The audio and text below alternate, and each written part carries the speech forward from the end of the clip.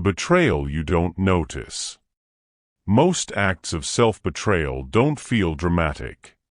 They feel reasonable, necessary, small. You don't wake up and decide to stop choosing yourself. You drift into it. One compromise at a time. One silence at a time.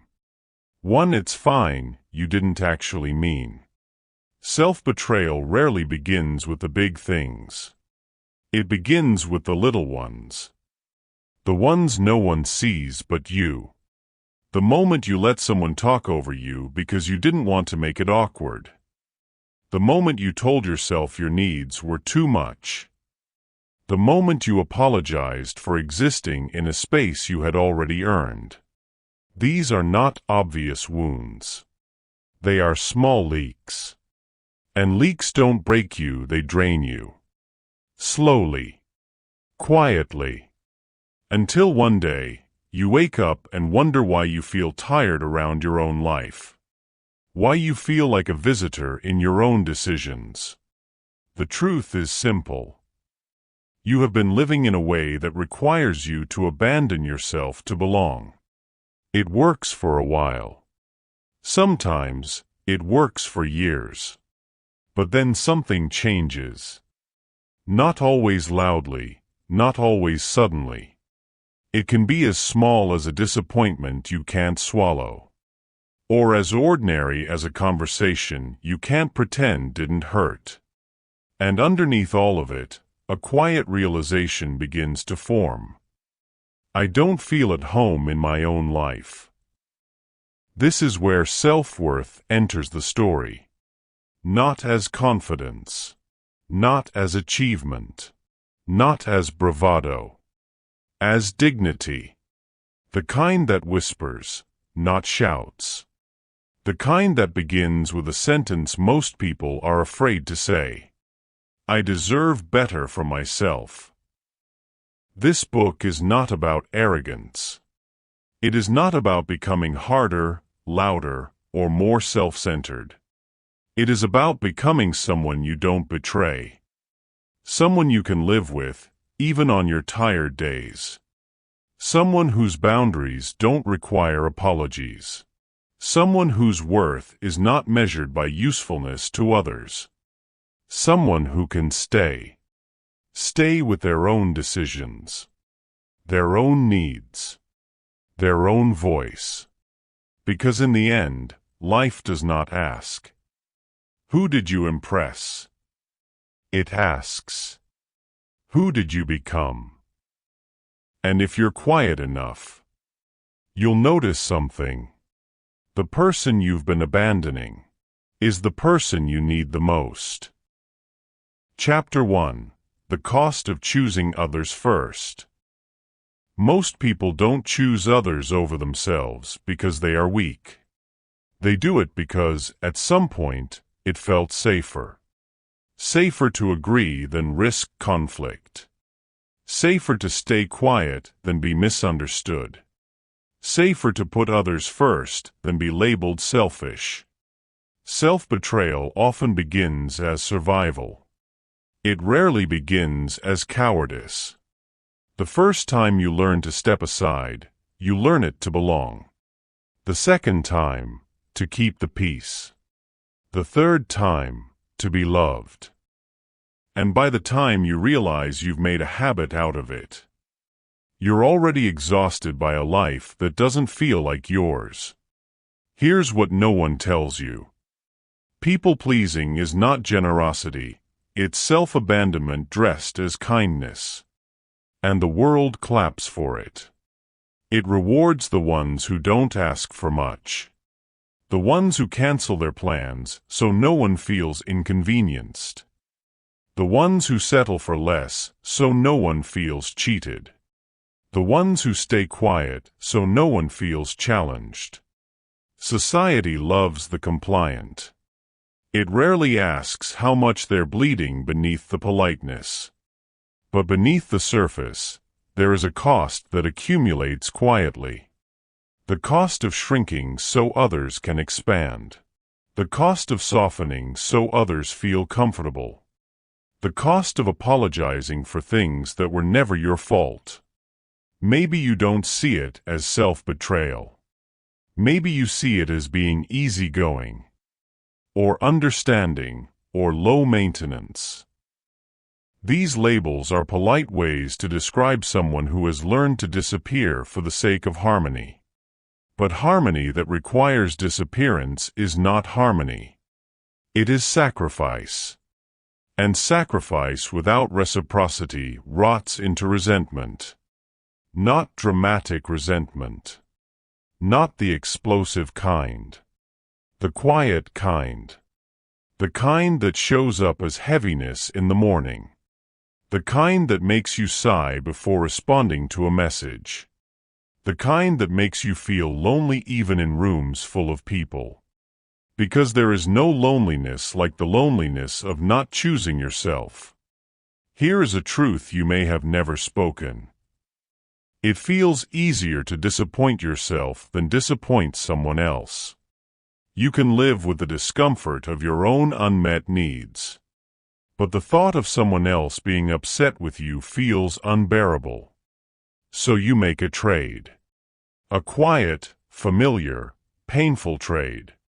I'll carry the discomfort so you won't have to. You act like you're giving, but you're really avoiding. Avoiding conflict. Avoiding rejection. Avoiding not being chosen. But here's the subtle irony. Every time you choose someone else over yourself, you reinforce the belief that you are not worth choosing. And that belief calcifies. It becomes the lens through which you see every relationship, every dynamic, every decision. You start asking the wrong questions. Will they like me? Will they be upset? Will they leave? Instead of the right ones. Do I like me when I am with them? Does this cost me something I can't afford? Am I betraying myself to be tolerated? Most people don't realize how deeply this pattern shapes their life. It affects the work you accept, the relationships you stay in, the boundaries you don't set.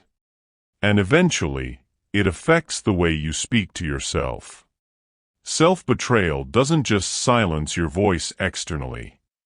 It silences your voice internally. You stop asking what you need. You stop noticing what hurts. You stop listening to the part of you that says, "This isn't enough for me."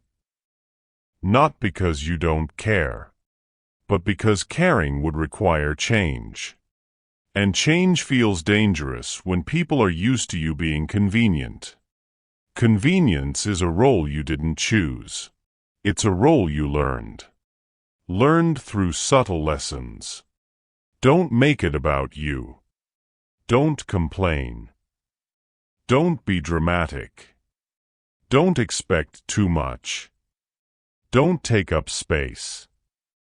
When someone teaches you not to take up space, they are teaching you not to exist fully.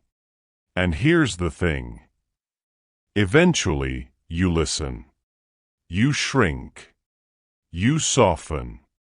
You comply. Until one day, the smallest question feels impossible. What do you want? Because how do you answer a question you haven't asked in years? The truth is, self-betrayal is not about lacking discipline or lacking brains or lacking strength. It is about lacking permission. Permission to inconvenience someone. Permission to ask for more. Permission to change your mind. Permission to take up your own life. The problem is not that you choose others. The problem is that you do it by default, not decision. And default is where dignity goes to die. Where the pattern began. Patterns don't appear out of nowhere. They are learned. A lot of people think self-worth is something you're born with. It's not. It's shaped. shaped by the homes you grew up in, the people you tried to impress, the rules you were taught without anyone saying them out loud. In some homes, love was loud. Hugs, attention, reassurance. In others, love was quiet. Meals cooked, needs met, but feelings never named. And in some homes, love was conditional. Earned through performance, usefulness, or obedience. Children learn quickly. Not through lectures, but through reward. If speaking up got you ignored, you learned to stay quiet. If asking for help got you shamed, you learned to handle everything alone. If disappointing people got you punished, you learned to give them what they wanted, even when it cost you. That is how self-betrayal becomes normal. Not as a choice. As survival. Some people learned early that being easy to love meant being easy to manage. So they became agreeable, flexible, low maintenance. Others learned that being valuable meant being useful. So they became helpers, fixers, caretakers. Others learned that being chosen meant being quiet. So they became invisible. And others learned that being safe meant not having needs at all. So they abandoned theirs. No one calls these kids weak. They are adaptive, perceptive, intelligent. This is why, later in life, telling someone to just choose yourself doesn't work. You cannot unlearn survival by reading a quote. By the time you are an adult, the pattern feels like personality. I'm just easygoing. I don't like drama. I don't need much. I'm better at giving than receiving. But here's the truth. Personality is often disguised survival. And survival doesn't ask what you want. It asks what keeps you safe. Attachment plays a role too. Not in a clinical way, not in a diagnostic way, in a human one. Some of us learned that love meant chasing. Others learned love meant earning. Others learned love meant staying quiet. And some learned love meant disappearing. When your worth depends on someone else's approval, your life becomes a series of auditions. You become a character in other people's stories. And forget you were supposed to be the narrator. This is where self-betrayal deepens into identity. Because once you decide you are not worth choosing, you don't only give up your needs.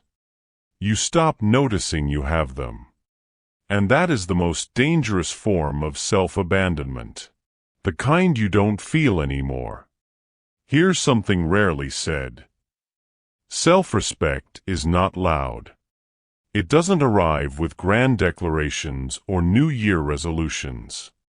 It shows up in small boundaries, in micro-decisions. What you tolerate, what you say yes to, what you swallow, what you leave. Self-respect is behavioral long before it is emotional. This is why it changes your life quietly, through choices others barely notice. And this is where the empowerment enters the story. Not after the pain, but through it. Because the opposite of self-betrayal is not selfishness. It's dignity.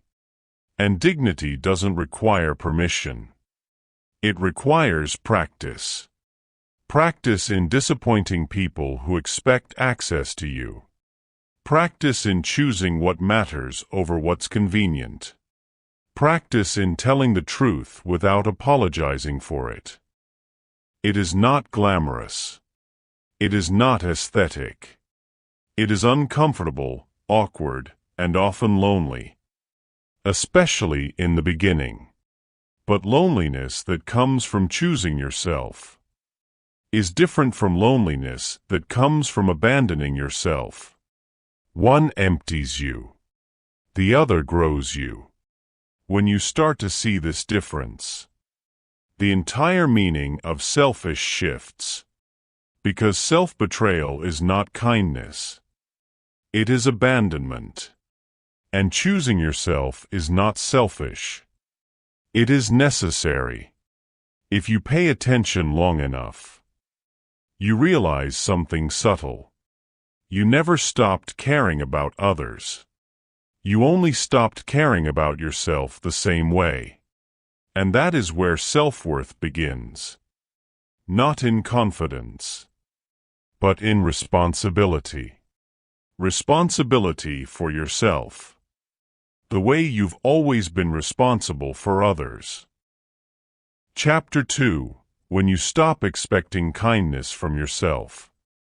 Most people think self-worth is about confidence. It isn't.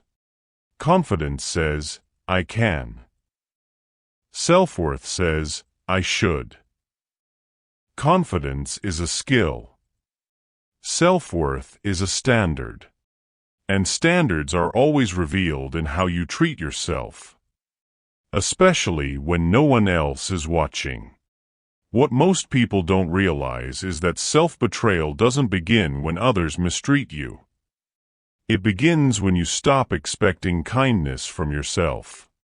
Think about it. If a friend was exhausted, you would offer rest. If they were overwhelmed, you would offer patience. If they were afraid, you would offer reassurance. But when the person is you offer pressure, judgment, and punishment. You demand performance instead of presence. You demand results instead of rest.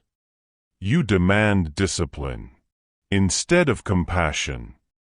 Somewhere along the way, you learn that kindness is reserved for others, while you must earn it. That is not humility. That is a quiet form of cruelty. Self-worth is not loud. It's not about thinking highly of yourself. It's about no longer tolerating harm. In the beginning, self-harm doesn't look extreme. It looks like neglect. Neglect of rest. Neglect of boundaries. Neglect of needs. Neglect of truth. Neglect is a slow injury. One that convinces you nothing is wrong because nothing is dramatic. But here's the subtle difference. Confidence asks, can I do this? Self-worth asks, should I do this? When you stop asking the second question, you stop protecting yourself. Where kindness breaks down. The world loves to talk about being kind to others. It rarely talks about being fair to yourself. Fairness is different from indulgence. Fairness is different from excuses. Fairness is a boundary. It is a line that says, I will not abandon myself to keep the peace. Here is an uncomfortable truth. People often treat others better than they treat themselves. Not because they are noble, but because they are afraid. Afraid of being rejected. Afraid of being misunderstood. Afraid of being called selfish or demanding. Meanwhile, they treat themselves with a harshness they would never tolerate from another person. This is how identity becomes distorted.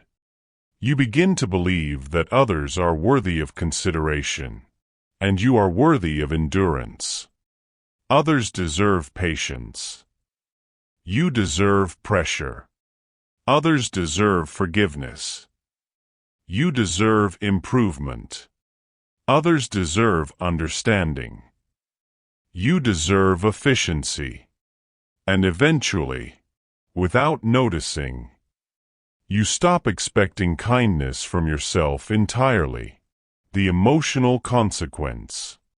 When kindness disappears from the way you treat yourself, Resentment begins to grow.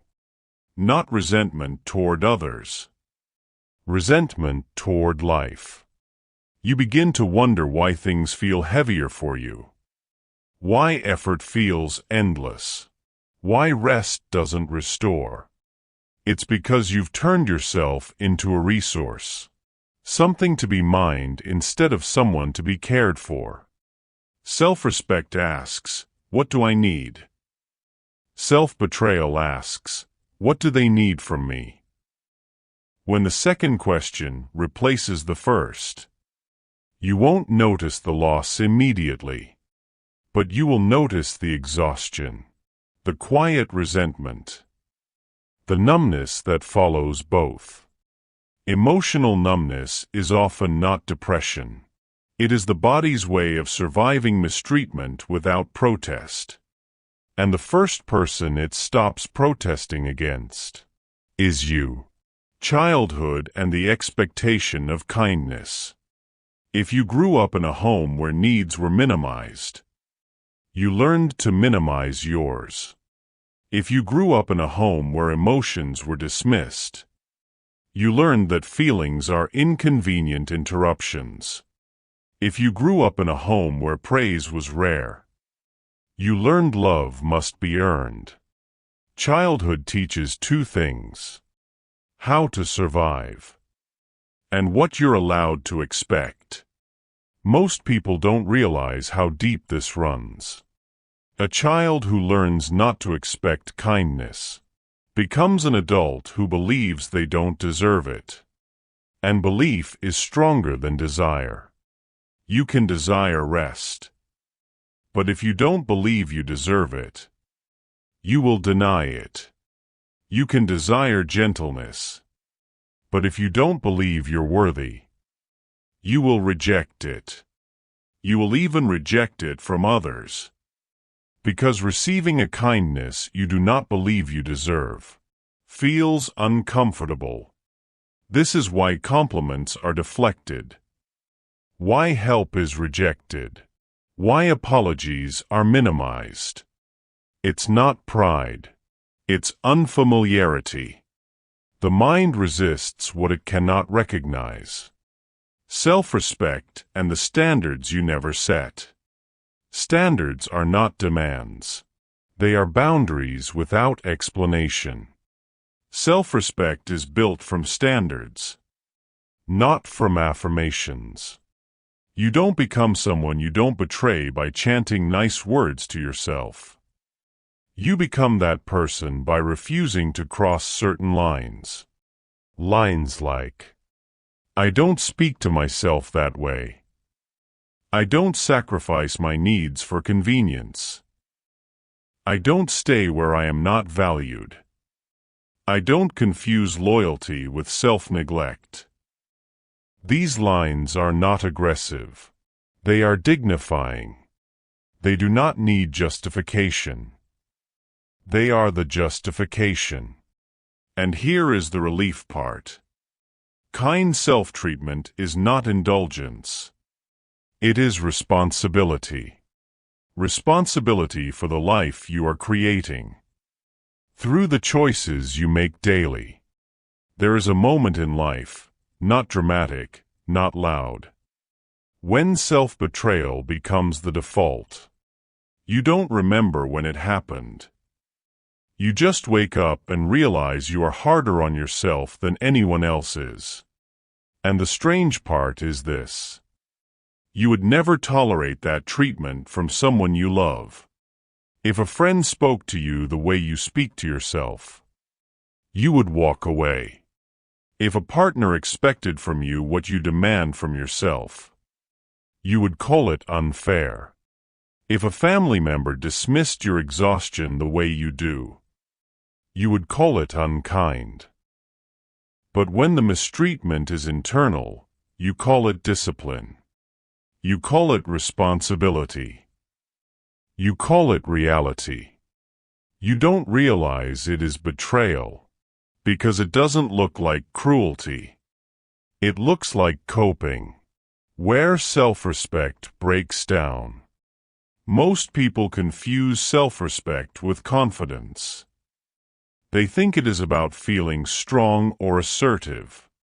But self-respect begins with a quieter question. What am I willing to put myself through? And its sister question. What am I willing to allow others to put me through? These questions expose everything.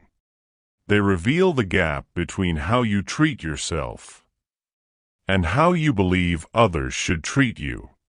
The wider the gap, the deeper the hurt. Because the part of you that knows you deserve more is the same part that watches you settle. And watching yourself settle is a slow injury. Not the kind that makes you cry. The kind that makes you numb. Numbness as protection. Numbness is not emptiness. It is protection. When someone asks, "How are you holding up?"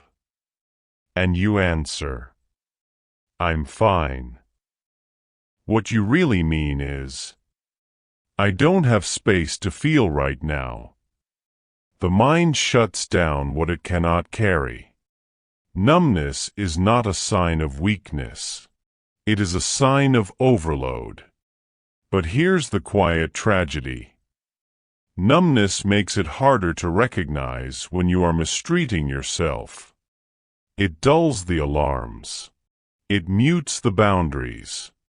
And when numbness persists, you don't stop hurting. You stop noticing. That's when self-kindness feels unnecessary, and self-respect feels optional. Self-worth and the mirror test.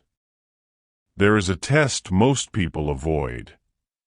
Looking in the mirror and asking, "If I were someone I loved, would I allow this?" Allow what? The exhaustion. The lack of rest. The guilt. The silence. The overfunctioning. The underasking. The constant apologizing. The shrinking. The pretending. The tolerating. If the answer is no, then the problem was never laziness or lack of motivation. The problem was the absence of self-protection. Protection is part of love. It always has been. You cannot say you love someone if you repeatedly put them in situations that harm them. Yet people do this to themselves daily and wonder why they feel broken. The permission you never received. Here's another truth most people never hear growing up. You are allowed to treat yourself well, even when no one else gives you permission. Most of us waited for approval we never received. Approval to rest. Approval to say no. Approval to have needs. Approval to stop trying to impress everyone. The people who were supposed to teach us self-worth often taught us sacrifice instead. They called it maturity. They called it humility. They called it responsibility. But responsibility without self-respect turns into servitude. How identity gets involved. At some point, self-neglect becomes identity.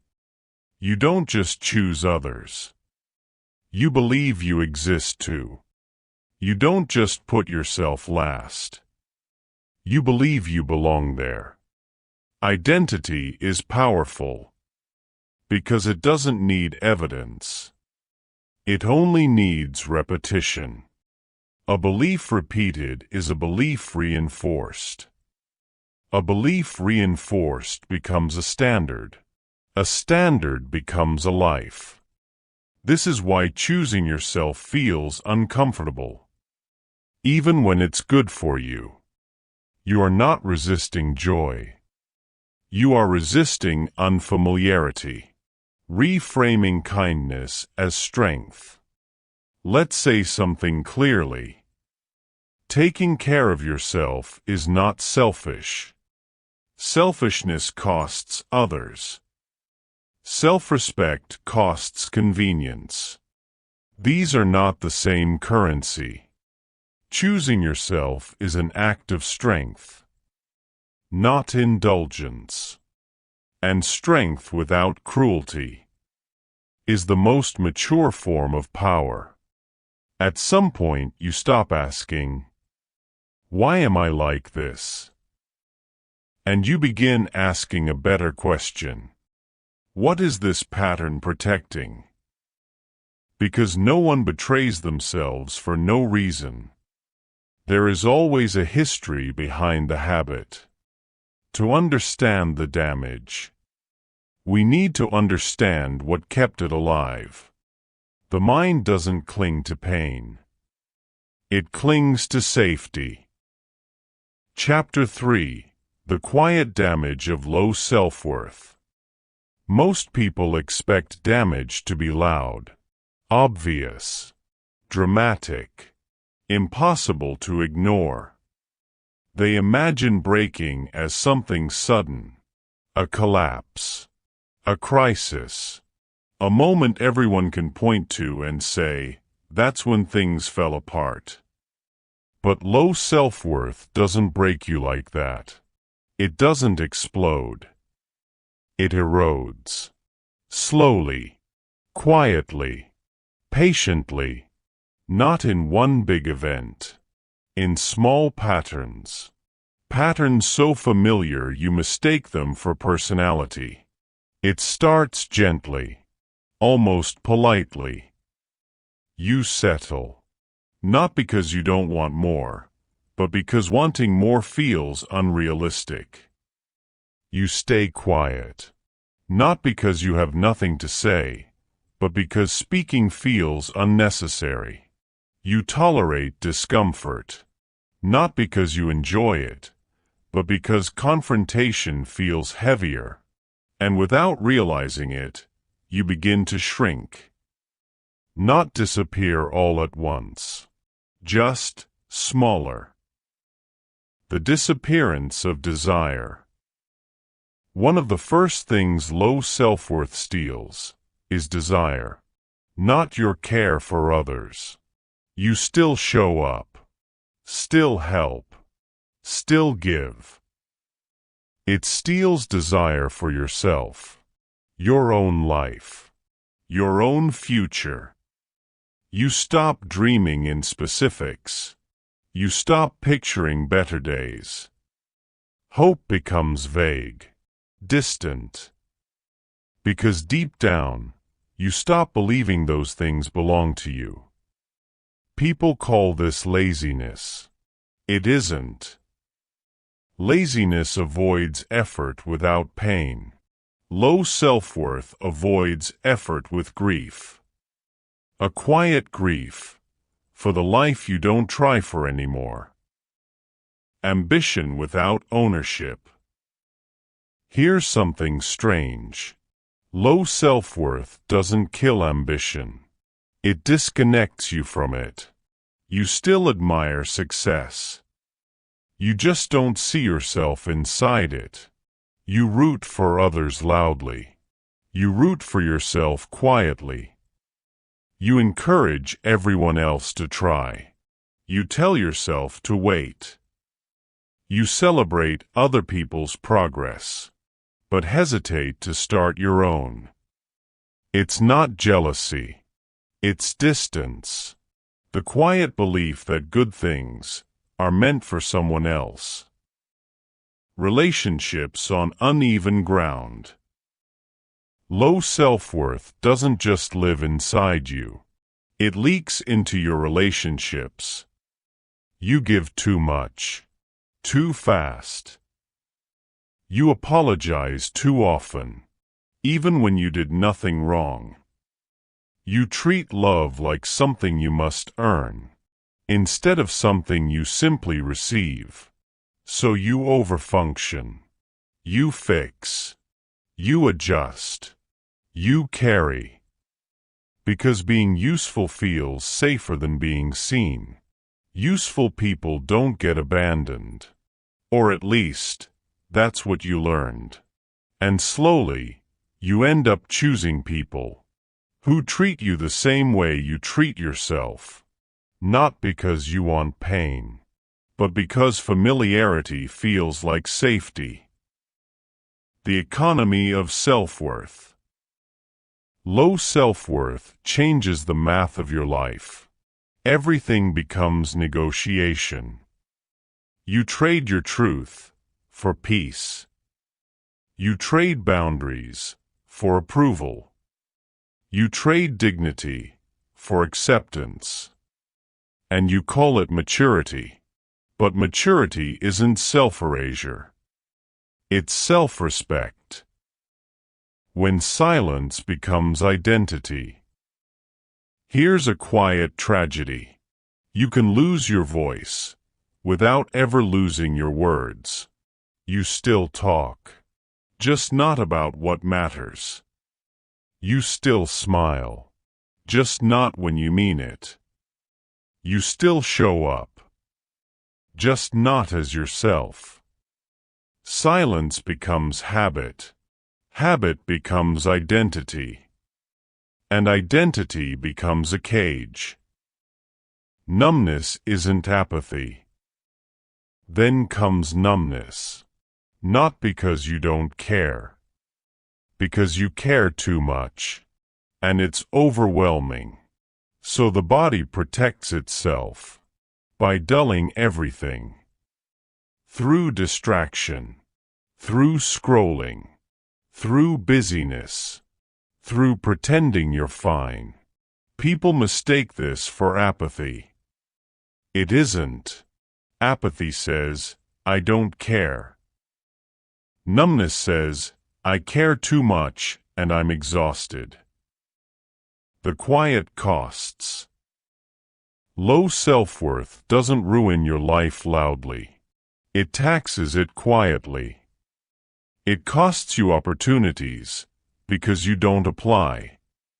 It costs you respect because you don't enforce boundaries. It costs you connection because you hide the real parts of yourself. But the biggest cost? Time. Years spent living half present, half expressed, half alive. The moment you notice. And then one day, nothing dramatic happens. No crisis. No disaster. Just a quiet realization. I don't feel at home in my own life. You look around, and everything works. But you don't. Not inside. That's when the truth begins to surface. You didn't lose yourself suddenly. You abandoned yourself, politely. One compromise at a time. The turning point. The turning point isn't anger. It isn't rebellion. It's fatigue. Soul-level fatigue. The kind that whispers, I can't keep disappearing like this. And that whisper is self-worth waking up. Healing starts with respect. People talk about self-love, but self-love without self-respect still betrays you. Self-respect is quieter, stronger. It says, I'm not the last person on my list. It's boundaries without apology, rest without guilt, saying no without explaining, choosing yourself without drama, who you become when you stay, when you stop abandoning yourself. Something changes. Your decisions feel clearer. Your relationships feel lighter.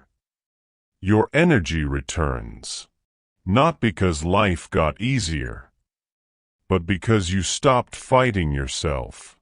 And for the first time, you feel something unfamiliar, solid. Like you're finally standing on your own side. Like you're finally home. Low self-worth doesn't destroy you loudly. It drains you quietly. But the moment you notice it, the drain stops. Because awareness is power, and self-respect is protection. And from here, you don't disappear anymore. You stay with yourself fully. Chapter 4: When approval replaces identity. The hunger to be chosen because you refuse to choose yourself. Being chosen feels like proof. There is a moment in life most people don't talk about. Not because it's dramatic, because it's subtle. It's the moment you realize being chosen by someone else feels more important than choosing yourself. No one teaches you this directly. You don't learn it in school. You don't hear parents say it. Your friends don't admit it. But it shows up everywhere. In how you text. In how you wait. In how you adjust to keep the peace. Most people don't chase love at first. They chase approval. Because approval feels like safety. Approval feels like belonging.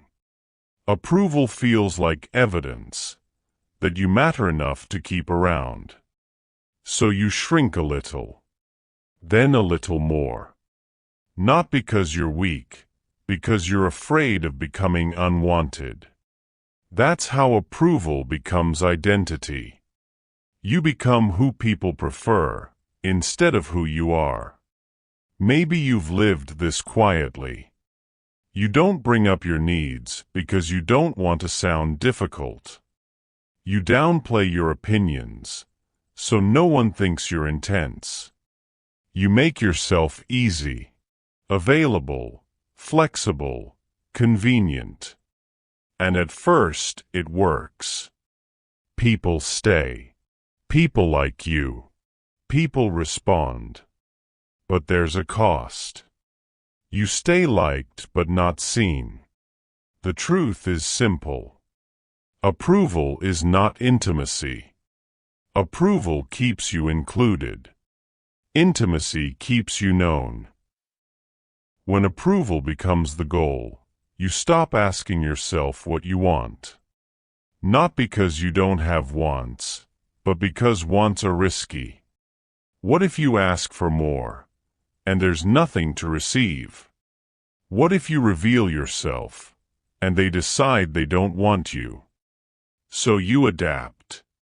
You become agreeable, comfortable, soft around the edges. Not dramatic enough to disturb anyone. Not solid enough to disappoint anyone. People think the opposite of belonging is rejection. It's not. The opposite of belonging is disappearing. And disappearing doesn't happen loudly. It happens politely. You stay quiet. You don't ask. You don't argue. You don't take up space.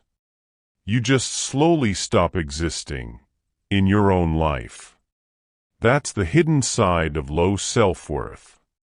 It teaches you to survive relationships by erasing yourself. Not because you're desperate for love, but because you're desperate for safety. Safety is older than romance. Safety is older than desire. Safety is survival. Approval becomes the currency you use to buy peace.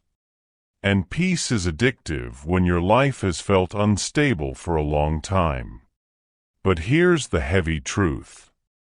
When you trade yourself for approval, you get attention, but you lose identity. You get stayed with, but not chosen for who you are. And that kind of staying never lasts. Because eventually, you either break down or break character. The pattern spreads quietly. Approval seeking doesn't stay in relationships. It spreads. It shows up in friendships, where you become the listener, the fixer, the one who always understands, but rarely the one who gets understood. It shows up in family, where you play the role assigned to you instead of the one you grew into.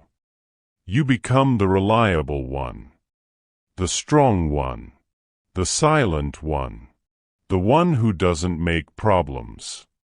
Roles are a form of approval too. They keep you accepted, as long as you don't outgrow them. It even shows up socially. You rehearse how you speak. You soften your opinions. You measure how loud you get. You make yourself compatible with rooms that don't know how to hold you. One day, you wake up without noticing the exact moment, and you ask a quiet question. Who am I when no one is watching? And the unsettling part is, you don't know. Identity cannot grow where approval is required. Because identity needs friction, needs boundaries, needs authenticity. Approval punishes all three. That's why self-worth collapses quietly. Not because someone rejected you, but because no one met the real you. And how could they? You never showed them. Choosing yourself is not selfishness. It's visibility. It's saying, I exist, even if you disagree. Approval says, let me change so you don't. Identity says, I'll stay even if you go. Most people think people-pleasing is about kindness. It's not. It's a contract. You give comfort, so you don't lose belonging. And once you see it, you can't unsee it. To understand what that contract costs you, we need to talk about the next chapter. Not about approval anymore, but about self-respect. Chapter 5: The People-Pleaser's Contract. Trading respect for safety.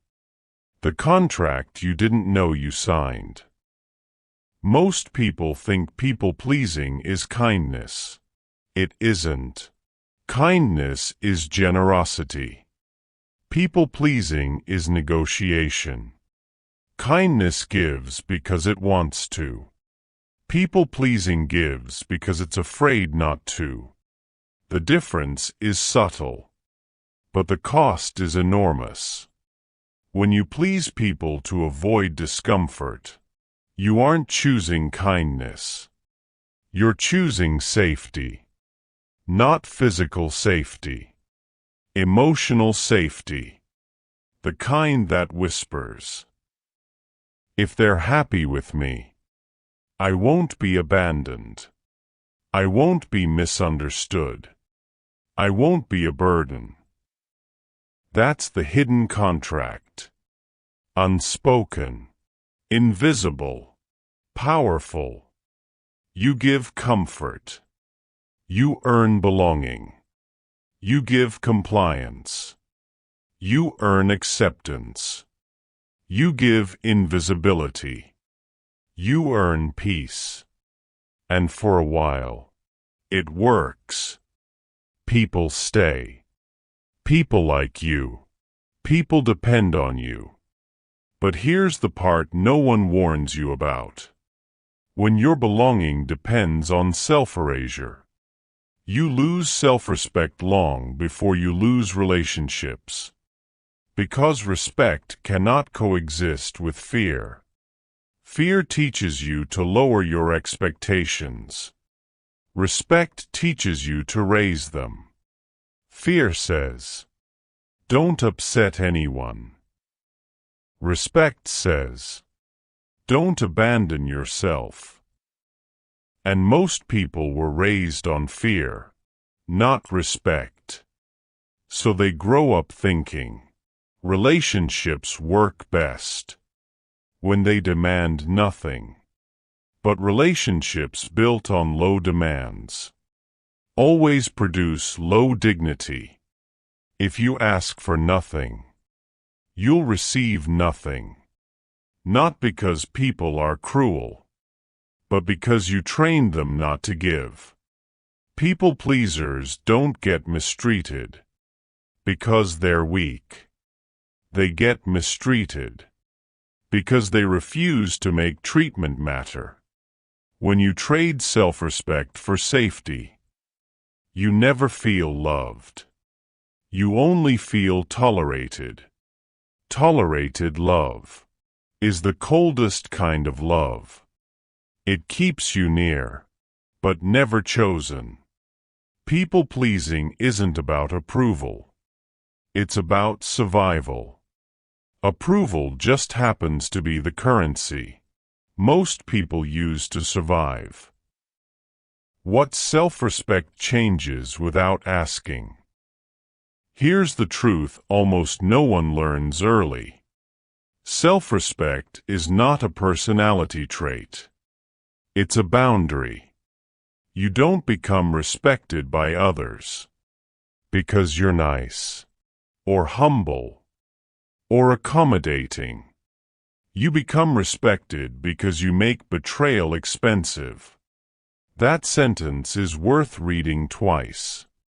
Respect has nothing to do with being liked. You can be liked and never respected.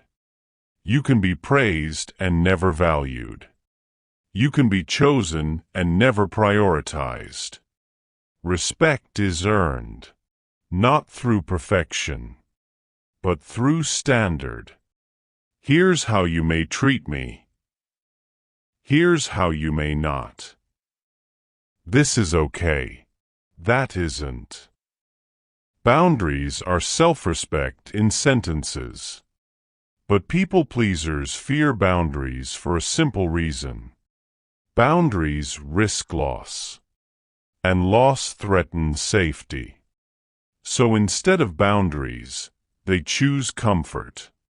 Comfort is easier, until it isn't, because comfort without respect always becomes resentment.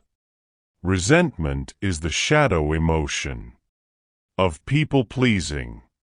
It's what happens when you give too much, charge nothing, and then feel wrong for being empty. No one tells you this, but dignity is more important than harmony. Harmony can exist without honesty. Dignity cannot. The first time you choose respect over harmony, it will feel violent. Not to others, but to your identity. Because the old version of you was trained to apologize for existing. Self-respect interrupts that training. It says, you don't have to disappear to be loved. It says, if they leave when you stop shrinking, they were never staying for you. That lesson is hard, but it frees you faster than approval ever could. The most mature form of love includes disagreement. The most stable relationships include boundaries. The most loyal friendships include honesty. But the most important relationship, the one with yourself, requires dignity. Without dignity, self-love collapses into tolerance. And you deserve more than self-tolerance. Here's the turning point. People-pleasing doesn't just drain energy. It hides exhaustion. And exhaustion is often the first signal that you're tired of betraying yourself. To understand that signal, we need to talk about clarity. Not the loud kind. The quiet kind. The kind that arrives when you finally ask yourself, why am I always tired? That question belongs to Chapter 6. Chapter 6. The moment you realize you're tired. Exhaustion is often clarity, not weakness. The tired that isn't about sleep. Everyone gets tired. But not everyone gets tired the same way. There is a kind of tired that sleep does not fix. A tired that doesn't live in the body. It lives in your life. It shows up differently for everyone, but for most people it begins quietly. At first, you can't name it. You just feel heavier than usual. Not sad. Not angry. Not broken. Just heavy. Then the heaviness spreads. Not to your muscles, but to your thoughts. Everything feels harder than it should. Not impossible. Just heavy enough to negotiate. This can wait. I'll do it later. Maybe tomorrow. Tomorrow becomes a place you send everything you don't have energy for. And the list grows quietly. Responsibilities, dreams, conversations, boundaries, decisions. But the tired I'm talking about is not laziness. Laziness says, I don't want to. This tired says, I can't keep living like this. Most people don't recognize that signal because they've been trained to push through. Push through discomfort. Push through disappointment. Push through loneliness. Push through self-betrayal. Pushing becomes identity. And identity becomes exhaustion. But here's the uncomfortable truth. When your life is built on self-betrayal, exhaustion becomes the language your body uses to tell you the truth. Exhaustion is clarity in disguise. It's your system saying, you've abandoned yourself for too long. But it does not scream. It whispers. And whispers are easy to ignore. Until one day, you wake up and notice, it's not just your body that's tired. It's your tolerance. Tolerance for pretending, for shrinking, for pleasing, for explaining yourself to people who never understood. There comes a point when you are not tired of effort. You're tired of the cost. You're tired of choosing others first. Tired of needing approval to feel safe. Tired of being the emotionally responsible one. Tired of holding everything together. That kind of tired is not solved by rest. It's solved by change. Emotional exhaustion as decision.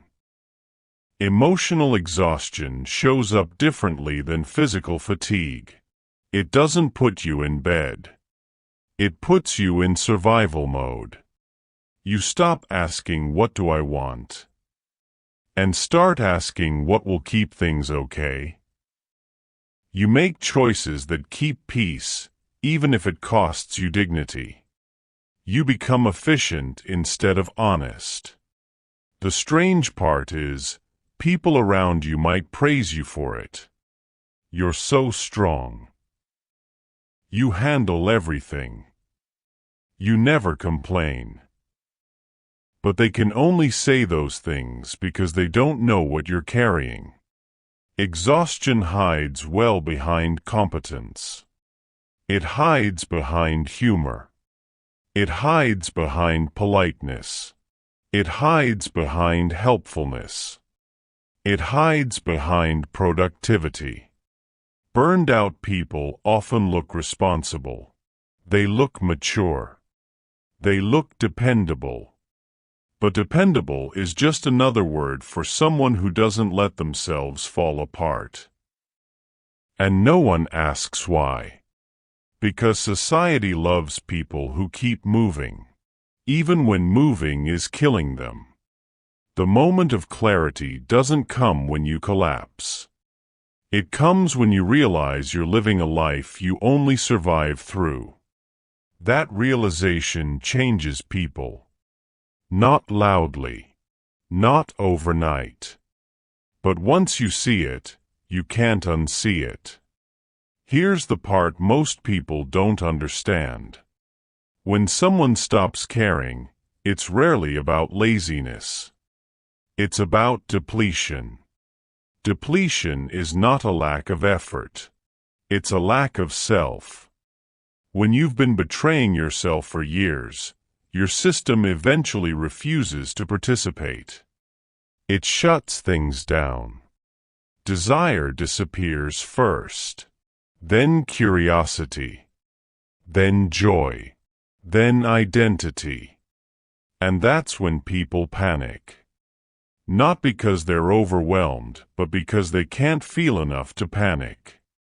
That flatness is fear in disguise. But here's the good part. Exhaustion doesn't come to ruin you. Exhaustion comes to redirect you. It is the body's way of saying, you cannot continue abandoning yourself. Some people call it burnout. Some people call it numbness. Some people call it apathy. But beneath every label is the same truth. You're tired of betraying yourself. People assume burnout is about energy. It's not. Burnout is about identity. When the self you pretend to be can no longer sustain the life you're living. That's when the body intervenes. To rebuild yourself, you need something quiet, not motivation, not hype, not urgency. You need self-respect. And self-respect is different from confidence. It's different from self-love. It's different from resilience. Self-respect is the boundary between who you are and who you refuse to become again. That's where we go next. Chapter 7: Self-Respect, the Quiet Boundary. Most people think self-respect is loud. They imagine confidence, power, standards, and strong voices. But that's not how self-respect usually looks. Most of the time, it's quiet. It shows up in small decisions. In what you allow, what you refuse, what you stop chasing. Self-respect isn't about thinking you're better than anyone. It's about refusing to treat yourself worse than anyone. There's a reason people struggle with this. Not because they don't care, but because they learn to be convenient. Convenient people get praised. They're easy to be around. They don't complain. They don't ask for much. Everyone benefits, except them. Self-respect begins the moment you ask one honest question. At what cost? Because everything you do to keep peace, every boundary you avoid, every feeling you swallow, comes with a price. And the longer you pretend the price doesn't matter, the more expensive it becomes. Here's the part most people don't realize. Self-respect isn't built through confidence. It's built through limits. Limits protect energy. Energy protects identity. When you have no limits, you start shrinking without noticing. You become smaller in conversations, smaller in decisions, smaller in relationships, smaller in your own life. And eventually you disappear into roles: the helper, the fixer, the reliable one, the quiet one, the one who doesn't need anything. Roles are comfortable for other people, but they are cages for the person who plays them. So let's be clear. Self-respect is not selfishness. It's not entitlement. It's not hardness. It's simply refusing to abandon yourself. And you would be surprised how early that abandonment begins. It starts with small sentences like, "It's fine. It's not a big deal. I don't want to make this awkward. I don't want to bother anyone." Those sentences feel harmless, but they're actually quiet surrenders. Self-respect is the opposite of surrender. It's the decision to treat your needs as real even when no one else does. But here's the uncomfortable part. Self-respect doesn't come from other people honoring you. It comes from you honoring yourself, before anyone else even recognizes why. There's a pattern you should understand. People don't respect you because you ask them to. They respect you because you act like someone who can't be cheaply taken from. Not in anger. In finality. Because there is a difference between being kind and being available to be used. A difference between being forgiving and being a substitute for consequences. A difference between understanding someone and abandoning yourself to keep them comfortable. When you lose this difference, you lose yourself. But when you regain it, you begin to rebuild. The quiet boundary. Here's a truth most people discover late. Self-respect doesn't start when you demand more. It starts when you stop settling for less. Demands rarely change people. Limits do. A demand says, "Treat me better." A limit says, "If you don't, I'll leave." And leaving doesn't always mean walking away physically. Sometimes it just means you stop overgiving. Stop over-explaining. Stop proving. Stop shrinking. That's what boundaries are. Not walls, just clarity. Clarity protects you from resentment. Resentment is what grows when you're generous beyond what you can afford. But boundaries are not easy for people with low self-worth. Not because they're weak, but because they were trained to earn space instead of occupy it. So when they finally set a limit, it feels rude, selfish, mean, wrong. That feeling is not the truth. It's the withdrawal from a lifetime of self-abandonment. Why you break your own boundaries. Self-disrespect doesn't always come from fear. Sometimes it comes from hope. The hope that if you keep giving, someone will finally see your worth. But here's the twist. People rarely recognize value that you discount yourself. If you teach them you will stay no matter what, why would they change? Self-respect changes relationships because it changes access. Not in revenge. In balance. Here's another pattern. People with low self-respect often confuse love with tolerance. They think love is measured by how much pain they can absorb. But love is measured by how much dignity you can maintain. That's the boundary no one talks about. What self-respect actually feels like. People imagine it feels powerful. Sometimes it does. But more often it feels like discomfort.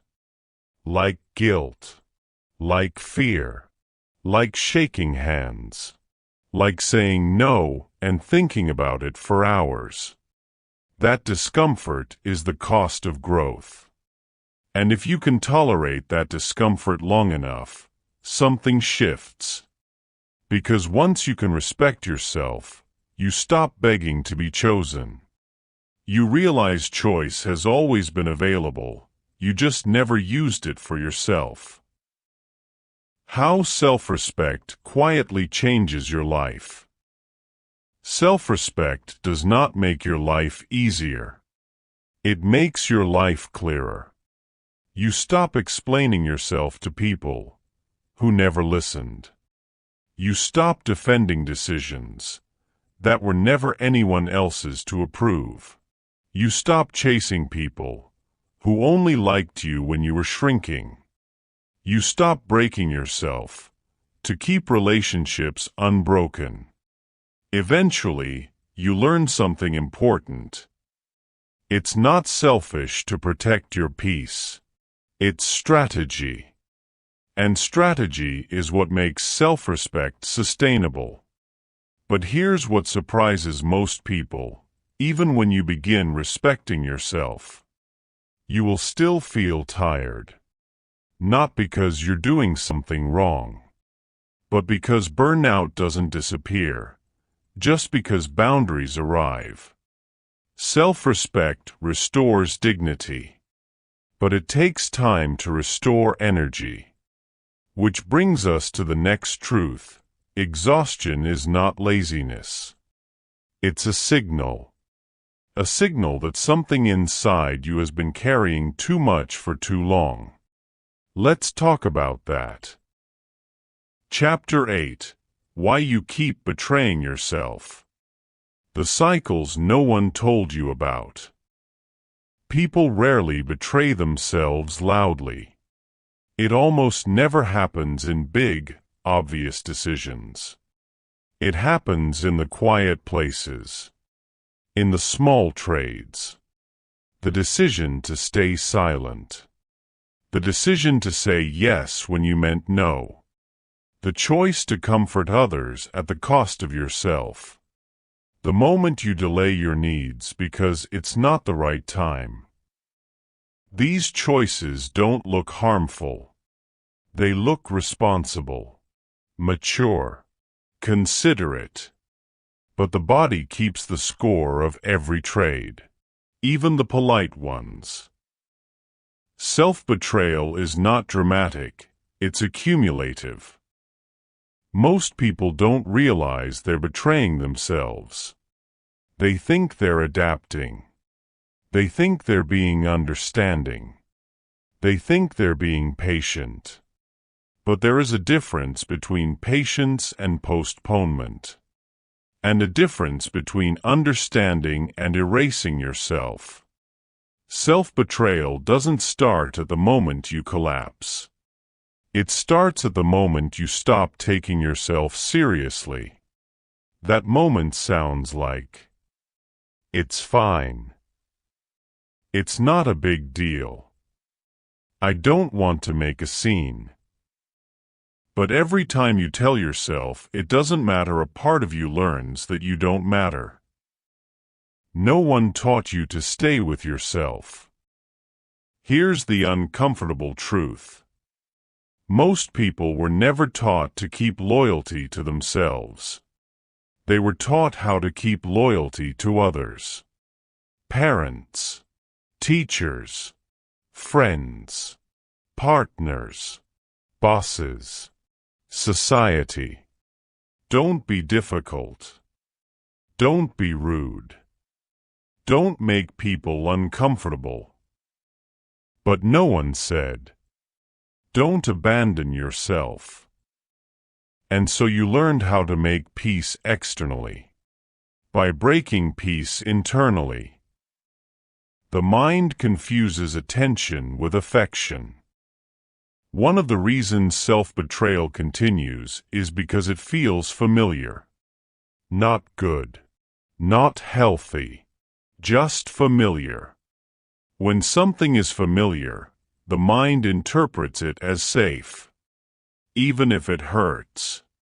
If you grew up being responsible for other people's feelings, you learned early that your value came from being useful. Usefulness becomes identity. Identity becomes duty. And duty becomes self-erasure. Not intentionally. Not maliciously. Just predictably. The reward system that traps you. Self-betrayal keeps going because it has short-term rewards. And short-term rewards always win against long-term consequences. When you make other people comfortable, they like you. When you avoid conflict, the moment becomes easier. When you say yes, no one gets upset. When you stay quiet, no one is disappointed. These are rewards. They are immediate. They are clean. They are socially approved. But the cost is delayed. Invisible. Internal. Until one day the cost becomes undeniable. Not in a crisis, but in depletion. The nervous system plays a role too. Your body isn't neutral in self-betrayal. It often participates. For some people, saying no activates anxiety. For others, asserting needs feels unsafe. The nervous system records social rejection as danger. So you avoid danger. You keep the peace externally. And pay for it internally. People think self-betrayal is a character flaw. It's usually a nervous system strategy. Identity makes it harder. Here's what most people don't expect. Self-betrayal is not about weakness. It's about identity. If you always saw yourself as the reliable one, you will betray yourself before you ever betray others. If you always saw yourself as the strong one, you will hide your pain instead of asking for help. If you always saw yourself as the unproblematic one, you will shrink to stay likable. Identity doesn't just shape behavior. It defines betrayal. Silence makes it worse. The worst part isn't that you betray yourself. It's that no one sees it. There is no intervention.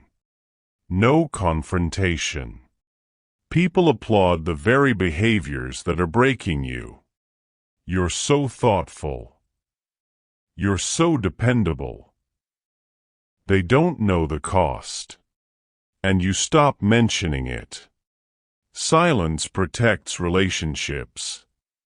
At the expense of self-respect. Self-betrayal always feels reasonable.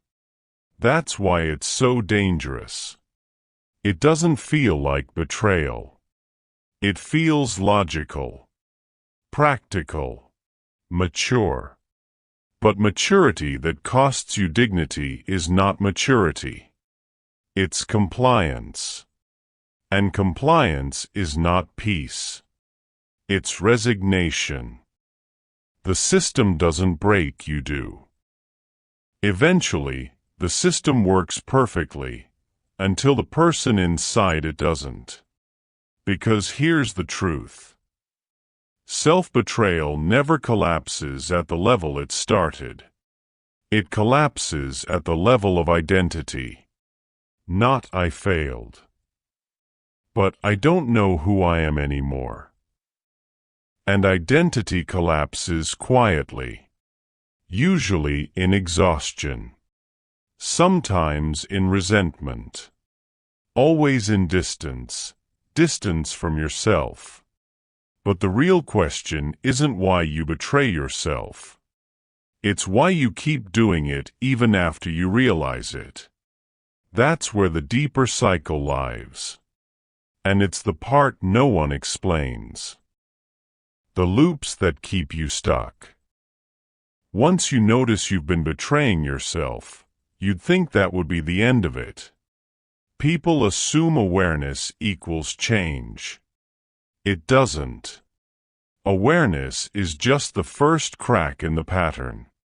The pattern stays until something interrupts it. Loop 1. The guilt loop. For some people, Self-betrayal continues because they feel guilty for choosing themselves.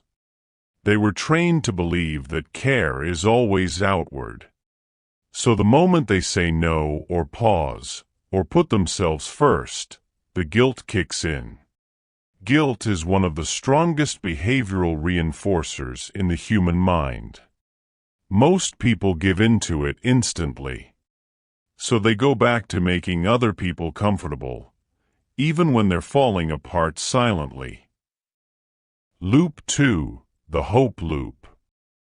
Others stay stuck because they keep hoping things will change on their own. They don't want to confront. They don't want conflict. They hope people will notice. They hope someone will ask. But hope without communication is not hope, it's waiting.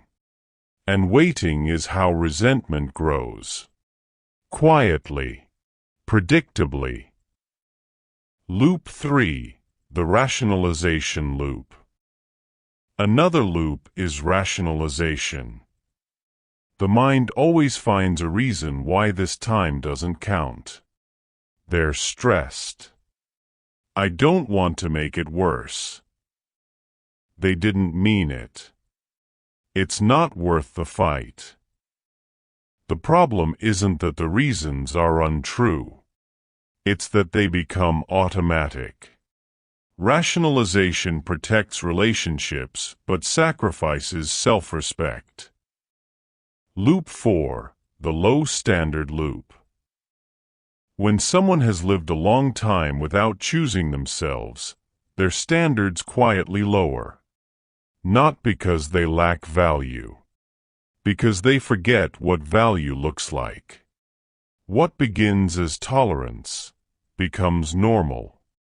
What begins as compromise becomes identity. Until one day, bare minimum feels like affection. And crumbs feel like care. Not because the crumbs are enough, but because starvation rewrites expectations. Loop 5, the fear loop. Fear is the most honest loop. Fear of conflict. Fear of disappointment. Fear of being alone. Fear is not weakness. Fear is attachment. When people are afraid to lose others, they lose themselves first. Loop 6, the identity loop. This is the deepest one. Because it happens beneath thinking. If someone believes, I'm the reliable one, I'm the strong one, I'm the flexible one, they will protect that identity more than they protect their well-being. Identity always wins. People don't betray themselves because they hate themselves. They betray themselves because it's who they were trained to be. Self-betrayal doesn't end. It evolves. When people finally recognize the pattern, they don't stop betraying themselves. They just betray themselves more politely, more quietly, more efficiently. Instead of saying yes to everything, they say yes to the important things. Instead of burning out for everyone, they burn out for the select few. It feels like progress. It isn't. It's just self-betrayal with better boundaries. But boundaries that still exclude you. People-pleasing and self-betrayal are not the same. Here's a distinction no one talks about. People-pleasing is about avoiding conflict. Self-betrayal is about abandoning dignity. Someone can stop pleasing people and still betray themselves. Because the real battle isn't external. It's internal. The real opponent is self-disappointment. Self-betrayal always ends at the same place, disappointment with yourself. Not because you failed others, because you failed you. People think the pain comes from being mistreated. The real pain comes from realizing you allowed it. That awareness is brutal, but it is also the doorway out. The turning point is not strength, it's fatigue. Nobody stops betraying themselves because they suddenly become stronger. They stop because they become tired. Tired of being understanding. Tired of being patient. Tired of shrinking. Tired of earning affection through sacrifice. Fatigue reveals boundaries that self-awareness alone cannot. And once fatigue shows up, another realization follows. You don't just betray yourself externally, you betray yourself internally. Not through actions. Through beliefs. That's where Chapter 9 begins. Because before you can rebuild dignity, you have to understand how self-worth erodes. Chapter 9. Loving yourself without becoming selfish. Rebuilding without turning cold.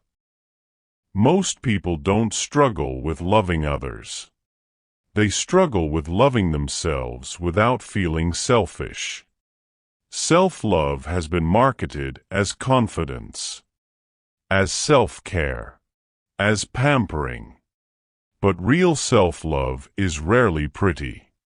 It's rarely aesthetic. It's rarely soft. Real self-love is discipline. It's boundary. It's honesty. It's knowing when to stop giving and when to start protecting. Self-love isn't about feeling good, it's about being fair. Someone who loves themselves isn't always comfortable. They're often uncomfortable. Not because they're suffering, because they refuse to abandon themselves. Self-love sounds like, "No, that doesn't work for me. I won't break myself to keep you comfortable. I matter here too." None of those lines are soft, but they're fair. The fear of becoming selfish. The reason most people avoid self-love isn't laziness. It's fear. Fear of being selfish. Fear of being rude. Fear of disappointing others. But selfishness isn't defined by having needs. It's defined by ignoring everyone else's needs. Most people who call themselves selfish are nowhere near that line. If anything, they are the opposite. They bleed to stay likable. People who care too much don't become selfish overnight. There's a belief that once someone starts choosing themselves, they'll swing to the extreme.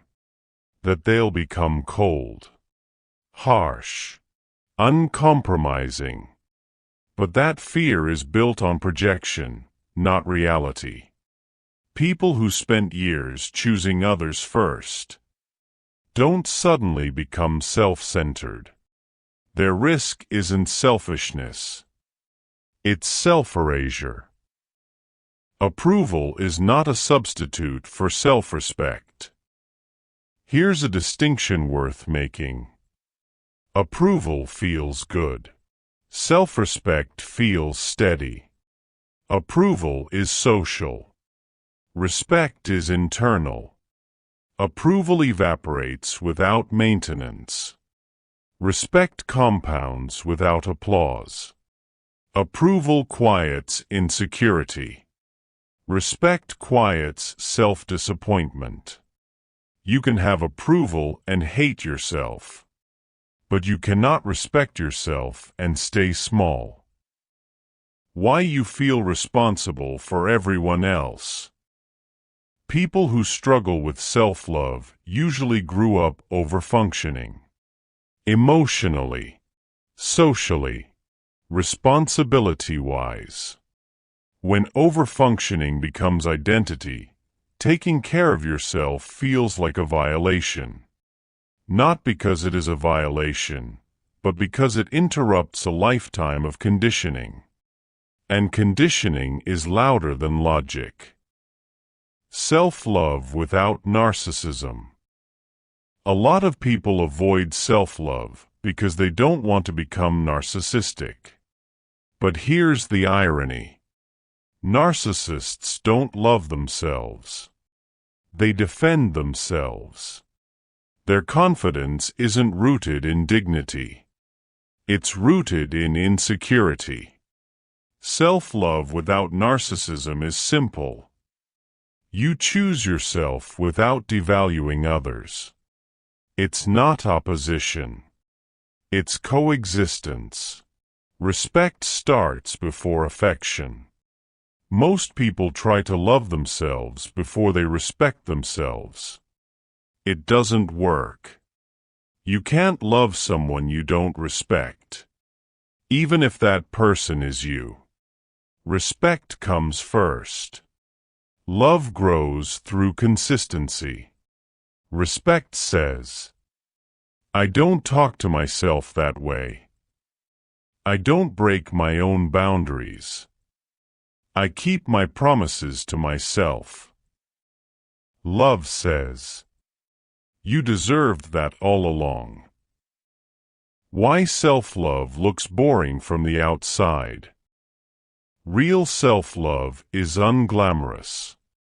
It looks like going to bed when you said you would. It looks like eating before you're starving. It looks like saying no without explanation. It looks like choosing the harder thing now, so you don't resent the easier thing later. It looks like protecting energy, instead of proving worth. Self-love is not a feeling, it's a standard. People wait to feel self-love. They wait for confidence, for motivation, for desire. But self-love isn't emotional. It's behavioral. Standards build love. Love maintains standards.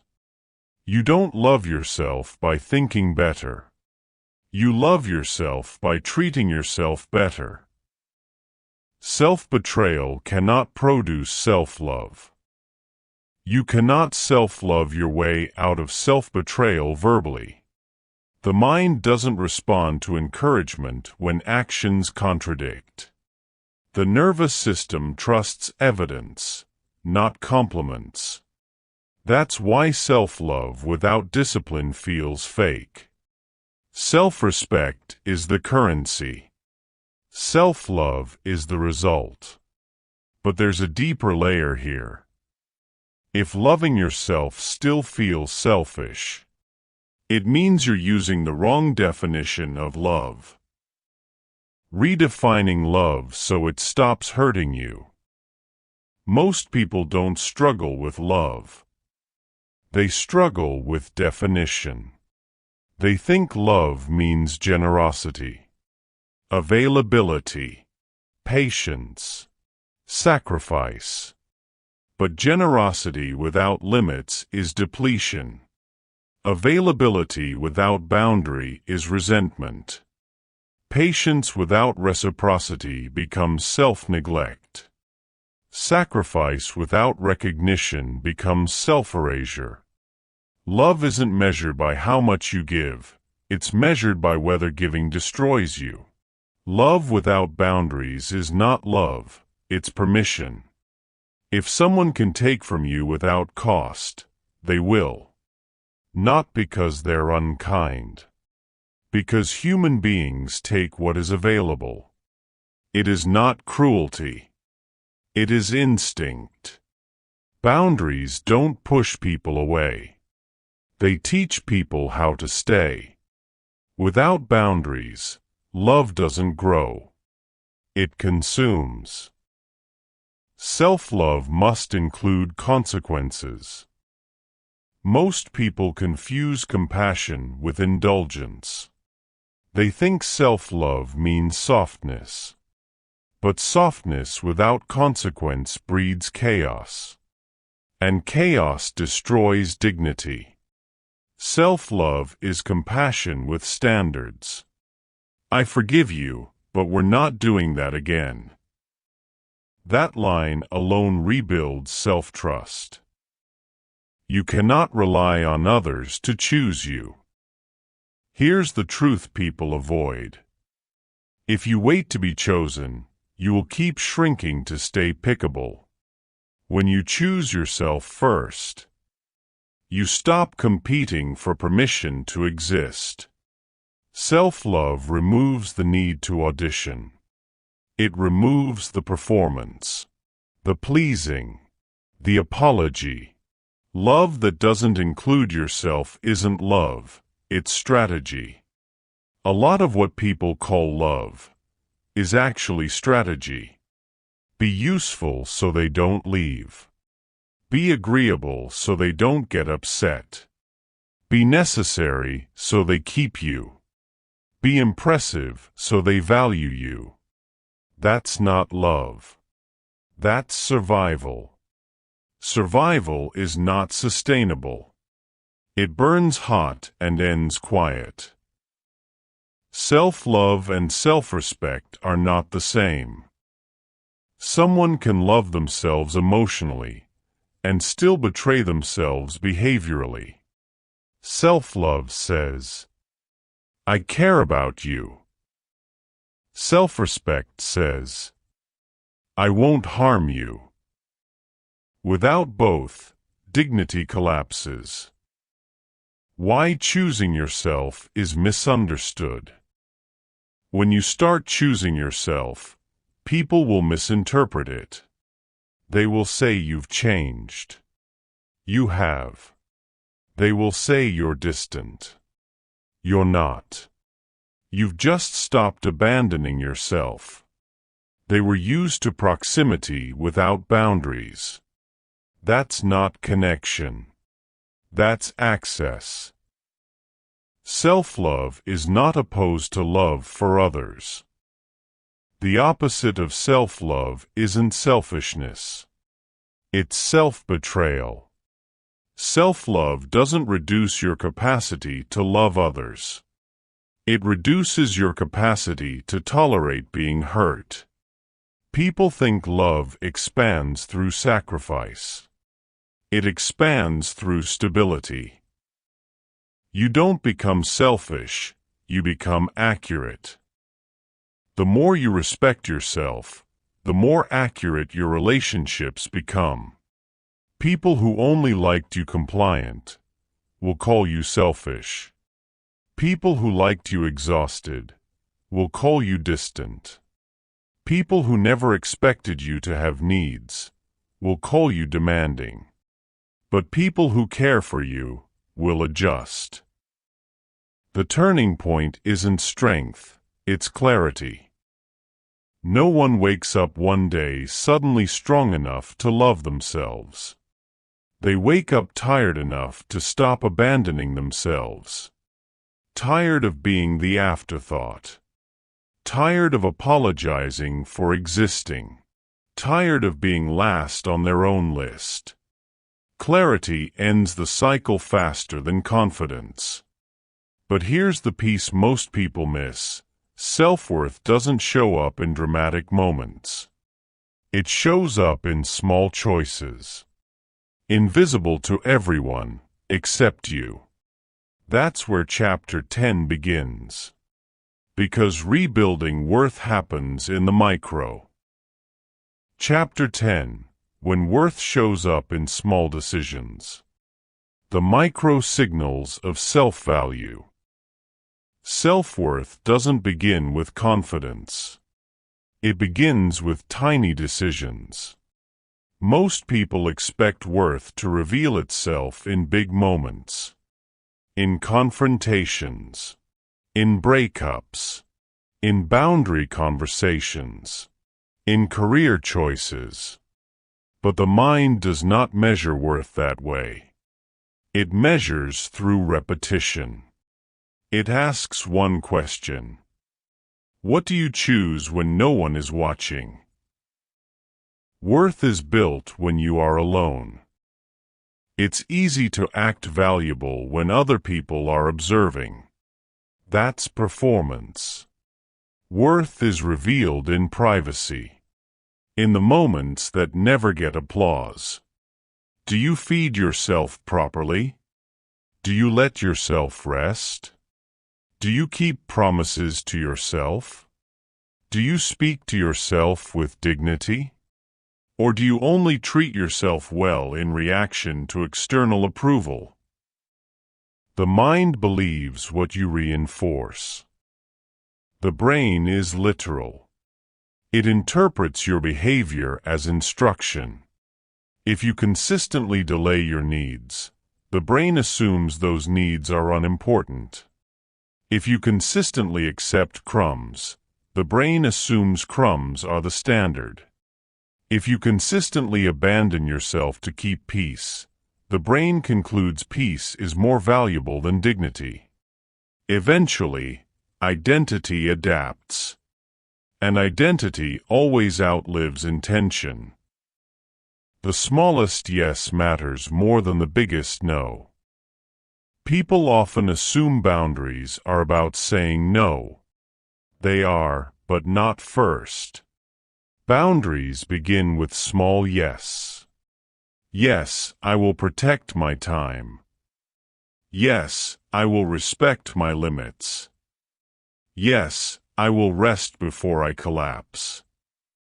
Those yes are how self-worth calibrates. Because no one becomes self-respecting through rejection alone. Consistency builds credibility with yourself. Self-worth requires credibility. And credibility requires consistency. You do not need to achieve greatness to respect yourself. You need to witness yourself follow through. Not perfectly. Just reliably. Reliable is more powerful than motivated. Motivation comes and goes. Reliability compounds. Microscopic choices reveal macro beliefs. Watch how someone treats their time. You will learn how they value themselves. Watch how someone treats their energy. You will learn how they prioritize themselves. Watch how someone speaks to themselves. You will learn how much they tolerate. Watch where they stay silent. You will learn what they fear losing. Worth is a quiet standard. Self-worth is not loud.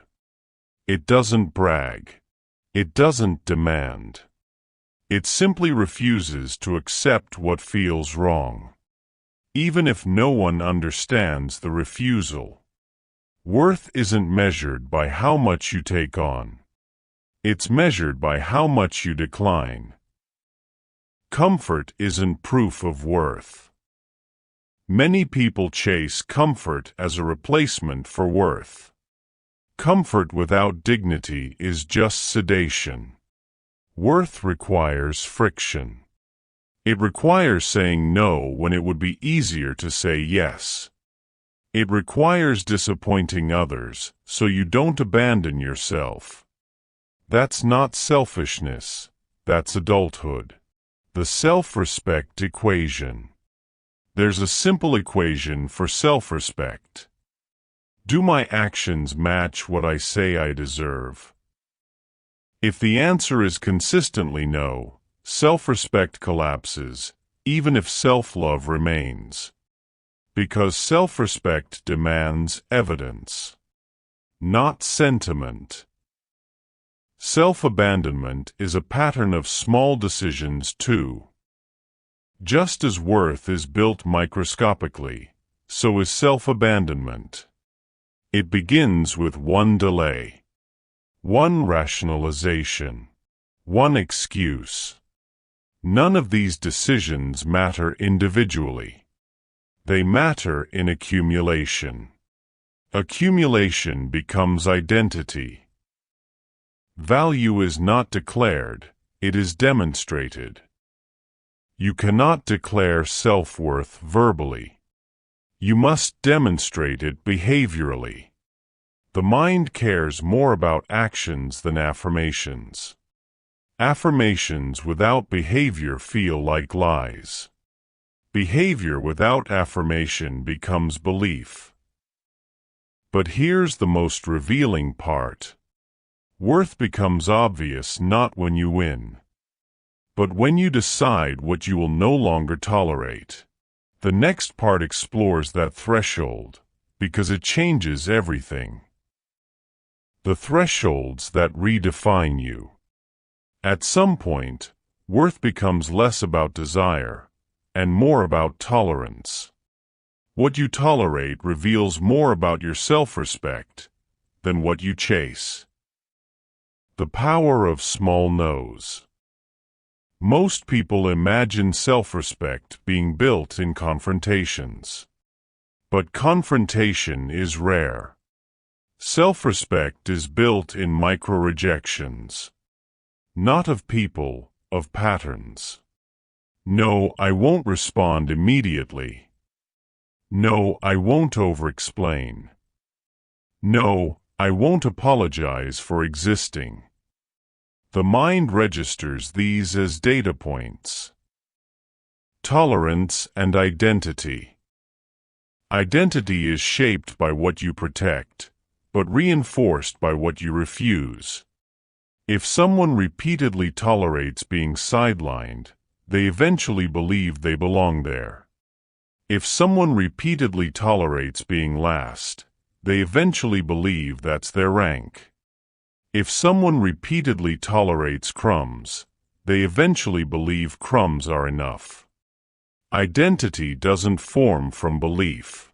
Belief forms from repetition. The tension between peace and dignity. Almost everyone has a point where peace conflicts with dignity. Many choose peace.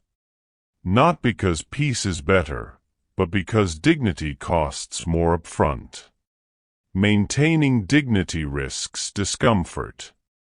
It risks disapproval. It risks change. Peace avoids all three temporarily. But long-term peace without dignity is just quiet resentment. Self-respect raises standards without announcement.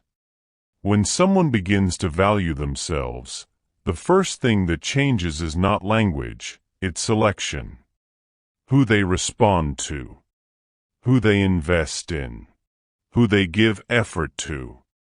Self-worth is visible through selection long before it shows up in speech. The nervous system learns worth too. Worth is not purely cognitive. It is somatic. The nervous system registers safety in patterns. It also registers danger in patterns. For someone who spent years avoiding conflict, assertion feels dangerous. For someone who equated love with sacrifice, boundaries feel selfish. This is why change feels wrong before it feels right. The body is adjusting to a new definition of safety. When worth stops negotiating. There is a moment in someone's life, quiet but profound, where negotiation ends. Not because they become hard, but because they become clear. Clarity replaces bargaining. Clarity replaces apology. Clarity replaces justification. Worth doesn't explain. It selects. The shift from hoping to choosing. People with low worth hope for better treatment. People with self-respect choose better environments. Hope is passive. Choice is active. Hope waits for permission. Choice grants permission. This shift is subtle, but it marks the difference between wishing for dignity and living with it. The cost reverses over time. At the beginning, dignity costs more than peace. Later, peace costs more than dignity. This is the paradox no one explains. You can avoid discomfort early, or you can pay for it in identity later. Compassion without compliance. Worth doesn't require bitterness. It doesn't require distance. It doesn't require ego. Worth simply stops agreeing to contracts, where you lose and others win by default. This isn't a declaration, it's a recalibration. When you begin to choose yourself quietly. Many expect choosing yourself to be loud, dramatic, public. But the most powerful shifts are silent. You stop apologizing unnecessarily. You stop over-explaining. You stop volunteering for pain. No announcement. No performance. Just quiet redirection. The internal scoreboard. Self-worth has nothing to do with how others evaluate you. It has everything to do with how you evaluate yourself. The scoreboard is internal. Did I honor myself? Did I break myself? Did I disappear? Most external victories mean nothing if you lost the internal match. But there's a deeper level still. Worth doesn't just change how you act, it changes how you occupy space. Not physical space. Psychological space. That's where Chapter 11 begins. Because self-respect eventually shows up as presence. And presence is something you can feel. Chapter 11. Relearning how to take up space. Permission to exist without shrinking. There's a kind of self-erasure that doesn't look like suffering. It looks like politeness. It looks like staying quiet to avoid tension. It looks like dimming yourself to avoid envy. It looks like minimizing your achievements to make others comfortable. It looks like apologizing for things that don't require apology. Like existing. Like needing. Like mattering. Most people don't fail to take up space. They never learned they were allowed to. Many people were never taught to take up space. They were taught to tolerate. Taught to wait. Taught to adjust. Taught to be easy. Compliance was rewarded. Boldness was punished. So the goal became simple, cause no disruption. But you cannot live fully, while trying not to be felt. Taking up space is not dominance, it's participation. People misunderstand taking up space. They think it means overpowering others. It doesn't. It means participating fully. To take up space means your needs count, your voice counts, your presence influences the environment. Taking up space is not aggression. It's recognition. Shrinking is learned, never chosen. No one wakes up and decides, I'm going to make myself small. Shrinking is taught socially, especially to the ones who were labeled good, easy, responsible, strong. Strength without space becomes containment. Containment looks calm, but feels suffocating. Invisible rules that force you small. Shrinking comes from rules you never agreed to. Don't ask for too much. Don't need too deeply. Don't interrupt. Don't complain. Don't shine too brightly. These rules are not spoken. They are absorbed. Absorption becomes identity. Presence requires self-trust. To take up space, you must trust yourself. Not trust your performance, trust your being. Self-trust says, I belong here. I'm allowed to contribute. I don't need to apologize for my existence. People think confidence is loud. Confidence is quiet. Confidence is simply absence of apology. Your nervous system knows when you shrink. The body reacts when you minimize. Shoulders curl inward. Breathing shortens.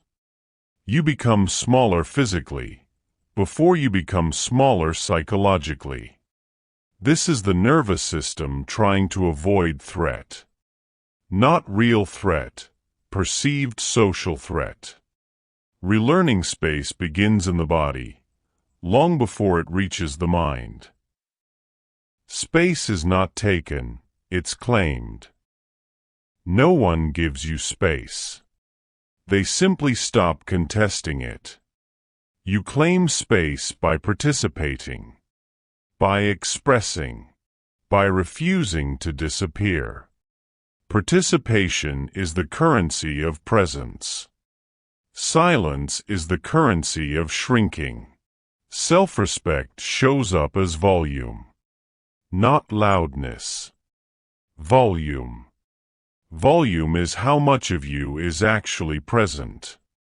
Most people reduce their volume before they reduce their voice. They speak less of the truth, less of their needs, less of their boundaries. Silence isn't peace. Silence is absence. Space is where identity breathes.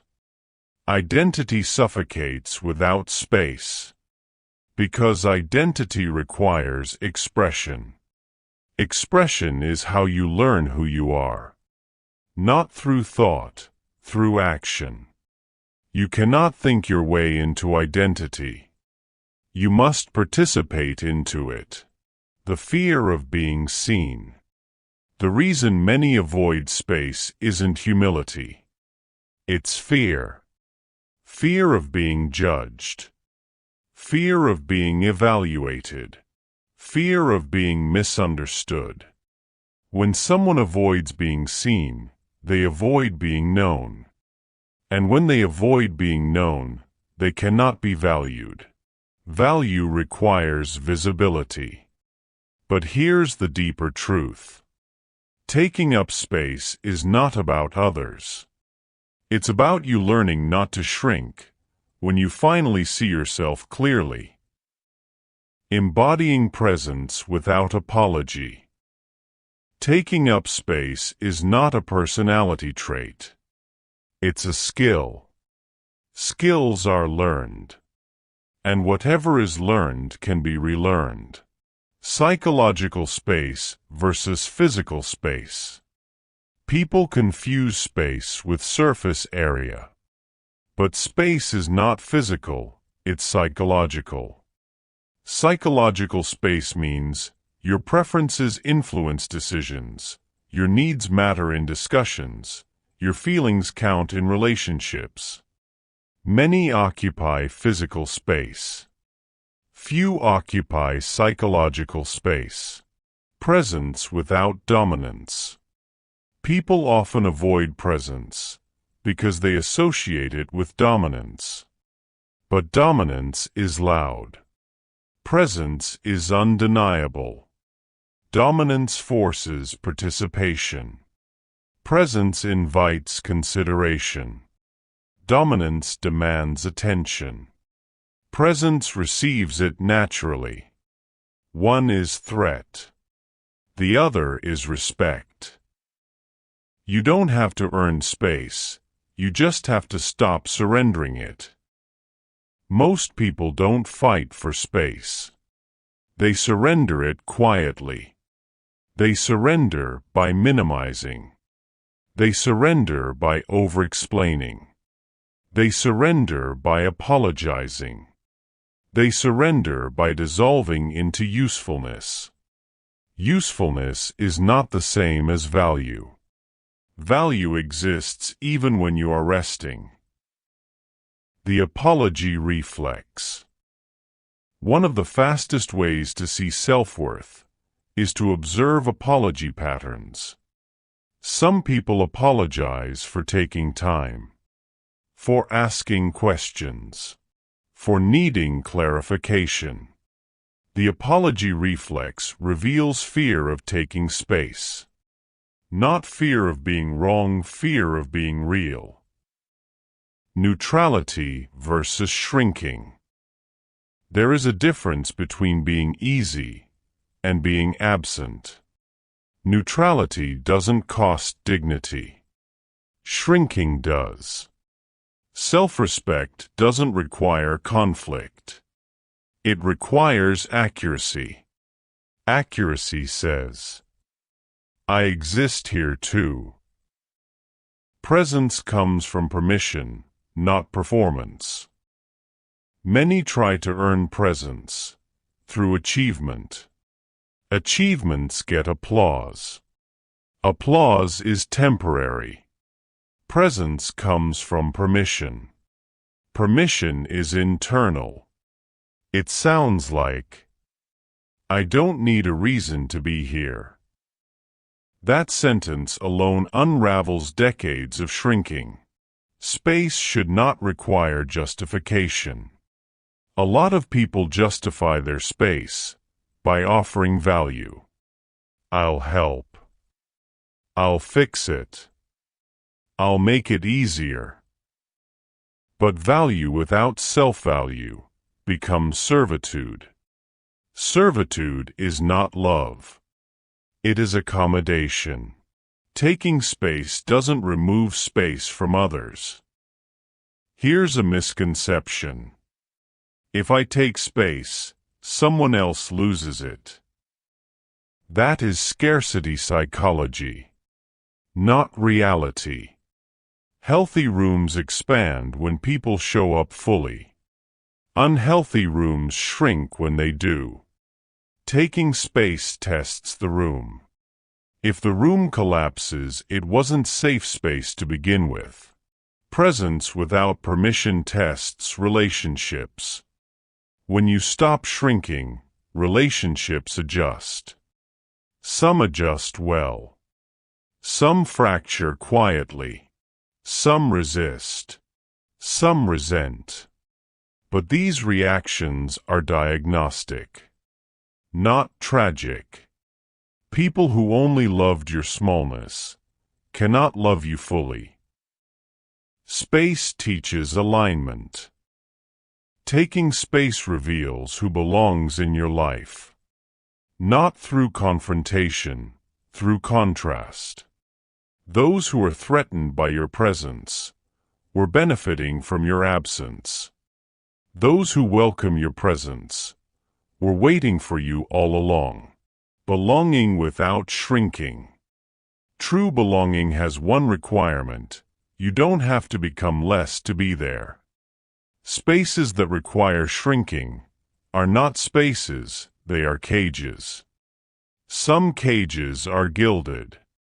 Some are familiar. Some are polite. But a cage that doesn't hurt you still prevents you. Taking space rebuilds identity. Identity isn't discovered. It's practiced. Practice requires space. Space requires permission. Permission is the gate to becoming. No one can grant you that gate. They can only stop blocking it. You must walk through it yourself. But presence isn't the end of self-respect. It's the beginning. Because once you take up space, you must protect it. That is where Chapter 12 begins. When you stop begging to be chosen and start choosing yourself. Chapter 12. When you stop begging to be chosen. Most people spend a large part of their life waiting. Waiting to be noticed. Waiting to be invited. Waiting to be validated. They don't call it waiting. They call it being patient, being loyal, being hopeful. But hope without agency becomes dependence. And dependence always leads to resentment. The silent hunt for approval. Approval is a strange drug. It never gives enough to satisfy, but it gives just enough to keep you hooked.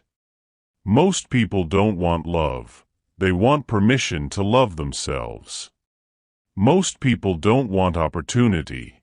They want someone to confirm they deserve it. Most people don't want belonging. They want someone to make them feel valid. And that's why waiting becomes a lifestyle. You can spend years trying to be chosen. School trained it early. Be good, and you'll get picked. Be impressive, and you'll be rewarded. Life continued the pattern. Workplaces, relationships, circles, families. Pick me, see me, understand me, value me. But the truth is brutal. The world isn't designed to choose the quiet. It chooses the visible. It chooses the loud. It chooses the bold. It chooses the already chosen. Waiting to be chosen is waiting for the world to change its nature. It doesn't. The moment you realize you've been applying for permission. Here's the moment that shifts everything. The day you realize choosing yourself isn't selfish, it's the beginning of adulthood. Self-worth does not appear when someone approves you. It appears when you stop asking for approval. No one gets confident by being chosen. People get confident by choosing. Relationships change when you stop pleading. This doesn't just apply to ambition. It applies to intimacy. Many relationships survive because one person keeps lowering the price of access. Be less demanding. Be less emotional. Be less difficult. Be less alive. But someone who lowers the price of their presence eventually becomes invisible. When you stop begging to be chosen, you stop auditioning. You stop competing for affection. You stop offering discounts no one asked for. The people who truly want you don't need a sale. Self-respect quietly reorders your life. Self-love is emotional. Self-respect is structural. When self-respect enters, the architecture of your life changes. You stop chasing friendships you've outgrown. You stop apologizing for having needs. You stop making yourself convenient. Convenience kills dignity. Dignity is how self-worth breathes. The career side of choosing yourself. Choosing yourself is also professional. It's the moment you realize waiting for permission is the slowest strategy on earth. Most people don't fail from competition. They fail from hesitation. They keep polishing their skills in private. They keep editing instead of posting, planning instead of starting, training instead of applying. Not because they're lazy, because they are afraid of being rejected publicly. So they wait to be discovered. Discovery is a fantasy built by entertainment culture. Most people are not discovered.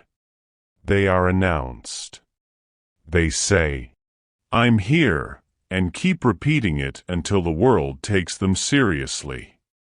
Choosing yourself is the announcement. Quiet power versus loud desperation. When someone is begging to be chosen, you can feel it. It's loud even when they're silent. Every action feels like negotiation. But when someone chooses themselves, you can also feel it. It's not loud.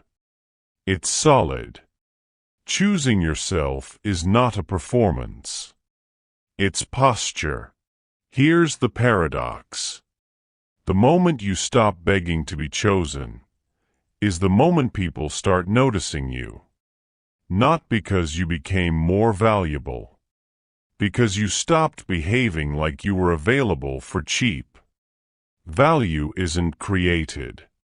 It's revealed when you stop hiding. The quiet strength of choosing yourself. The world treats people differently when they treat themselves differently. Not with arrogance. With accuracy. Choosing yourself doesn't mean choosing against others. Most people avoid self-respect because they believe it harms relationships. But relationships built on self-abandonment don't survive anyway. You don't keep people by shrinking. You keep people by being someone they can actually see. Self-respect doesn't push closeness away. It filters who gets to be close. Clarity makes love safer. The people who benefit from your self-abandonment will complain the loudest when you stop. They are not losing love. They are losing access. The people who care for you adjust. The people who only cared for what you provided don't. That is clarity, not conflict. Permission is not a requirement. Here's a harsh truth most never learn. You are allowed to choose yourself without permission. Permission is what children ask for. Adults ask for accountability. Permission delays lives. Accountability builds them. Ambition without permission is how most lives change. Look at every person who built something meaningful. None of them waited to be chosen. They didn't wait to become ready. They became ready by beginning. The ones who wait for validation become experts in preparation but strangers to execution. The world rewards motion, not hesitation. Self-respect makes rejection less dangerous. Rejection only destroys people who rely on acceptance for identity. When self-respect enters, rejection becomes information. Not proof. Not humiliation. Not evidence of inadequacy. Just information. What doesn't belong to me? Information keeps you moving. Insecurity keeps you waiting. The end of auditioning. Most people audition for more than love. They audition for belonging, for status, for permission to speak. But auditioning is exhausting because it trains your nervous system to perform. Choosing yourself ends the audition and replaces performance with presence. Presence feels small at first, because performing makes you visible. But presence makes you real. And the world eventually prefers real. Choosing yourself quietly is more powerful than announcing it loudly. Most life changes fail because people try to convince others first. Explaining, promising, declaring, posting. But real change is quiet. It shows up in patterns, not announcements. Choosing yourself is not something you say. It's something you do repeatedly until no one questions it, including you. The first signs you are choosing yourself. It doesn't start with confidence. It starts with discomfort. You stop over-explaining. You stop apologizing for needs. You stop minimizing your goals. People who benefited from the old version of you will feel the shift. People who love you will celebrate it. Choosing yourself does not require evidence. One of the biggest obstacles in rebuilding worth is the belief that you must prove yourself first. Proving is a trap. Proving means you still believe you need permission. Choosing comes first. Proof comes as a side effect. When you stop begging to be chosen, you become choosable. Not because you became better, because you became visible. People can't see someone who keeps hiding behind usefulness. Self-respect pulls you forward. Self-abandonment pulls you inward. Visibility is not loudness. It is alignment. This is the shift that changes everything. The moment you realize you can live a life without being selected is the moment you become free. Freedom is not about having choices. Freedom is about not requiring permission to use them. But here's the final twist. Choosing yourself is only the beginning. The real work is becoming someone you don't betray again. That's where chapter 13 begins. Because worth isn't found. It's protected. Chapter 13. Becoming someone you don't betray. Respect as a form of love. People think self-worth is about love. It isn't. It's about loyalty. Not loyalty to others, loyalty to yourself. Love is emotional. Respect is behavioral. You can love yourself deeply and still betray yourself daily. You can be kind to yourself in private and abandon yourself in public. Self-love says, I care about you. Self-respect says, I will not harm you. Without both, dignity collapses. Betrayal doesn't always look dramatic. Most betrayals don't look like breakdowns. They look like small agreements you never keep. Waking up later than you promised. Saying yes when you meant no. Staying longer than you should. Giving more than you can afford. Betrayal is not about morality. It's about patterns. The invisible cost of small betrayals. Every time you break your word to yourself, you weaken your own authority. Authority isn't about power. It's about credibility. If you don't believe yourself, you won't obey yourself. If you don't obey yourself, you become reactive. Reactiveness is the opposite of freedom. It puts life in control and you in response. Respect turns choice into action. Self-respect is what turns decisions into follow-through. Most people have decisions, few have follow-through. They know what to do. They even want to do it. But they don't respect the one giving the order themselves. So the order gets ignored, delayed, negotiated, softened, and life moves on without them. Self-trust comes from evidence, not affirmations. You cannot affirm your way into self-respect. You must prove it. Not to the world, to yourself. Self-respect is the discipline of keeping small promises. Not because they are important, because you made them. The turning point. When you stop needing witnesses.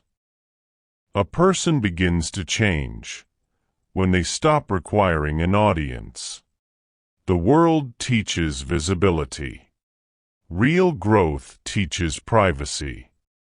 Something shifts when you begin doing the right thing, even when no one is watching. That is when authority returns.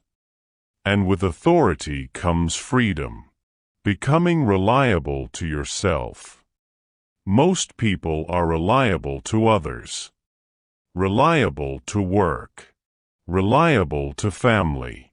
Reliable to obligations. But unreliable to themselves. They keep every promise externally and break every promise internally. Reliability is love wearing discipline. It's not loud. It's not glamorous. It doesn't go viral. But it changes everything. Self-alignment makes life easier, not harder. People think self-discipline makes life rigid. It makes life simpler. When you decide who you are, decisions stop arguing with you. The most exhausted people are the ones negotiating with themselves daily. The freest people rarely negotiate. Self-betrayal begins with negotiation. Negotiation sounds harmless. 5 more minutes. Tomorrow. Later. When I'm ready. But later becomes a lifestyle, and lifestyles become identities. People don't lose themselves suddenly. They fade through negotiation. Agreement before achievement. Most people try to achieve before they agree with themselves. But nothing built outside you lasts if it isn't supported inside you. Agreement comes before discipline. Discipline comes before freedom. Agreement is the moment you stop arguing with yourself. When you decide something matters, and you stop negotiating with the part of you that wants comfort more than dignity. It's not willpower. It's alignment. Why keeping promises to yourself feels harder than keeping promises to others. Most people keep their word outward to maintain reputation. But they break their word inward because no one sees the damage. But here's the twist. The mind always sees it. And the mind keeps score. Not emotionally, mathematically. Self-trust is built the same way trust with others is built. Consistency. Not intensity. Patterns. Not promises. Execution. Not explanation. You wouldn't trust someone who breaks every promise they make to you. Your mind works the same way. Why betrayal reduces motivation. Motivation isn't created by hype. It's created by credibility. If you don't believe yourself, your brain won't activate for you. Why would it? The brain is designed for energy efficiency. It won't waste effort on someone who won't follow through. The quiet turning point, when you become reliable. Reliable is not glamorous. Reliable doesn't trend on the internet. But reliable is what changes your life. Because reliable removes friction. The most successful people aren't the most talented. They're the most reliable to themselves. This is why reliance feels like confidence. People chase confidence. Confidence is not chased. It's earned. Confidence is the side effect of being able to depend on yourself. Once you can depend on yourself, the world becomes less intimidating. Not because the world changed. Because you did. Becoming the person who doesn't need pressure. Some people only move under crisis. Deadlines. Consequences. Fear. That strategy burns bright, but it burns out. Reliability moves without crisis. It doesn't need panic to function. Self-respect makes long-term life possible. Goals require time. Time requires patience. Patience requires stability.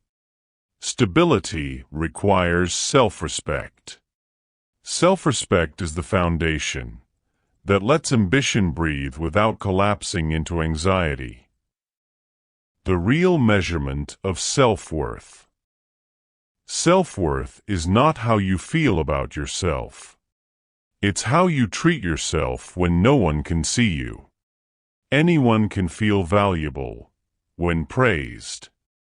The question is, can you feel valuable when unseen? Becoming someone you don't betray is the beginning of freedom. Freedom is not doing whatever you want. Freedom is having a self you can rely on. People don't lose their life through catastrophe. They lose it through self-neglect. The antidote is not intensity. It's quiet loyalty. But after loyalty comes protection. Because anything valuable can be lost. Chapter 14 explores the maintenance, not the breakthrough. Because breakthroughs change you once. Maintenance changes you permanently. Chapter 14, protecting what you've reclaimed. Maintenance without drama. Most people change once. Few change twice. Even fewer change permanently. Breakthroughs are loud. Maintenance is quiet. Breakthroughs get applause. Maintenance gets misunderstood. But life doesn't reward the breakthrough. It rewards who you become after. The danger isn't losing progress. It's stopping maintenance. The biggest threat to your new self isn't relapse. It's complacency. Complacency whispers, "You're fine now. You're good enough. You don't have to try anymore." But the truth is simple. Self-respect fades when you stop feeding it. Not because it's fragile. Because identities are built by repetition. People think healing ends with insight. Insight is not transformation. Insight is the invitation. What changes you is behavior. Behavior is the currency of self-worth. Without behavioral support, insight evaporates. You need a system for the future, not a story about the past. The past explains behavior. Only systems change behavior.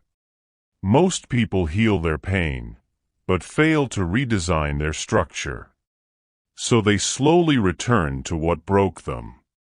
Not out of weakness, but familiarity. Why people revert after breakthroughs. Relapse isn't proof you didn't change. It's proof you didn't plan for the ordinary. Breakthroughs happen in heightened moments. After crisis. After heartbreak. After disappointment. After clarity. But life is lived in ordinary moments. And ordinary moments decide who you become. Ordinary days are the real test. Anyone can protect their worth. on days that feel important. The challenge is protecting it on Tuesday mornings, in traffic, at work, during small conversations. Worth is maintained through the mundane. That's what makes it real. Boundaries are the fence around your new life. Boundaries aren't aggression.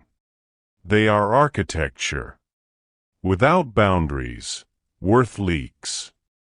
Without worth, identity collapses. You don't need harsh boundaries. You need consistent ones. The strongest boundaries aren't rigid. They're reliable. Rigid boundaries break relationships. Loose boundaries break you. Reliable boundaries build clarity. Clarity builds respect. Respect doesn't come from explanation. It comes from execution. You don't convince people of your worth by talking. You convince them by how you treat yourself. People respect what you protect, and they test what you neglect. Stability without guilt. When someone begins valuing themselves, the world reacts. Not because your worth threatens people, but because change forces recalibration. People react to boundaries based on how they benefited before. If someone benefited from your absence of boundaries, they will call your new boundaries selfish. If someone benefited from your self-abandonment, they will call your self-respect distance. If someone benefited from your silence, they will call your voice attitude. None of this is proof you're wrong. It's proof you're evolving. Self-respect rearranges relationships quietly. Relationships don't end because you changed. They end because the relationship can't survive without your self-neglect. Healthy relationships adapt to your boundaries. Unhealthy ones resent them. Boundaries don't destroy connection. They reveal which connections were real. Protecting what you've reclaimed requires saying no without justifying it. Most people fear saying no because they believe no needs explanation. Children explain their no. Adults stand in it. Self-worth grows when no becomes complete. Not abrasive, complete. Maintenance requires boring consistency. Nothing valuable survives without maintenance.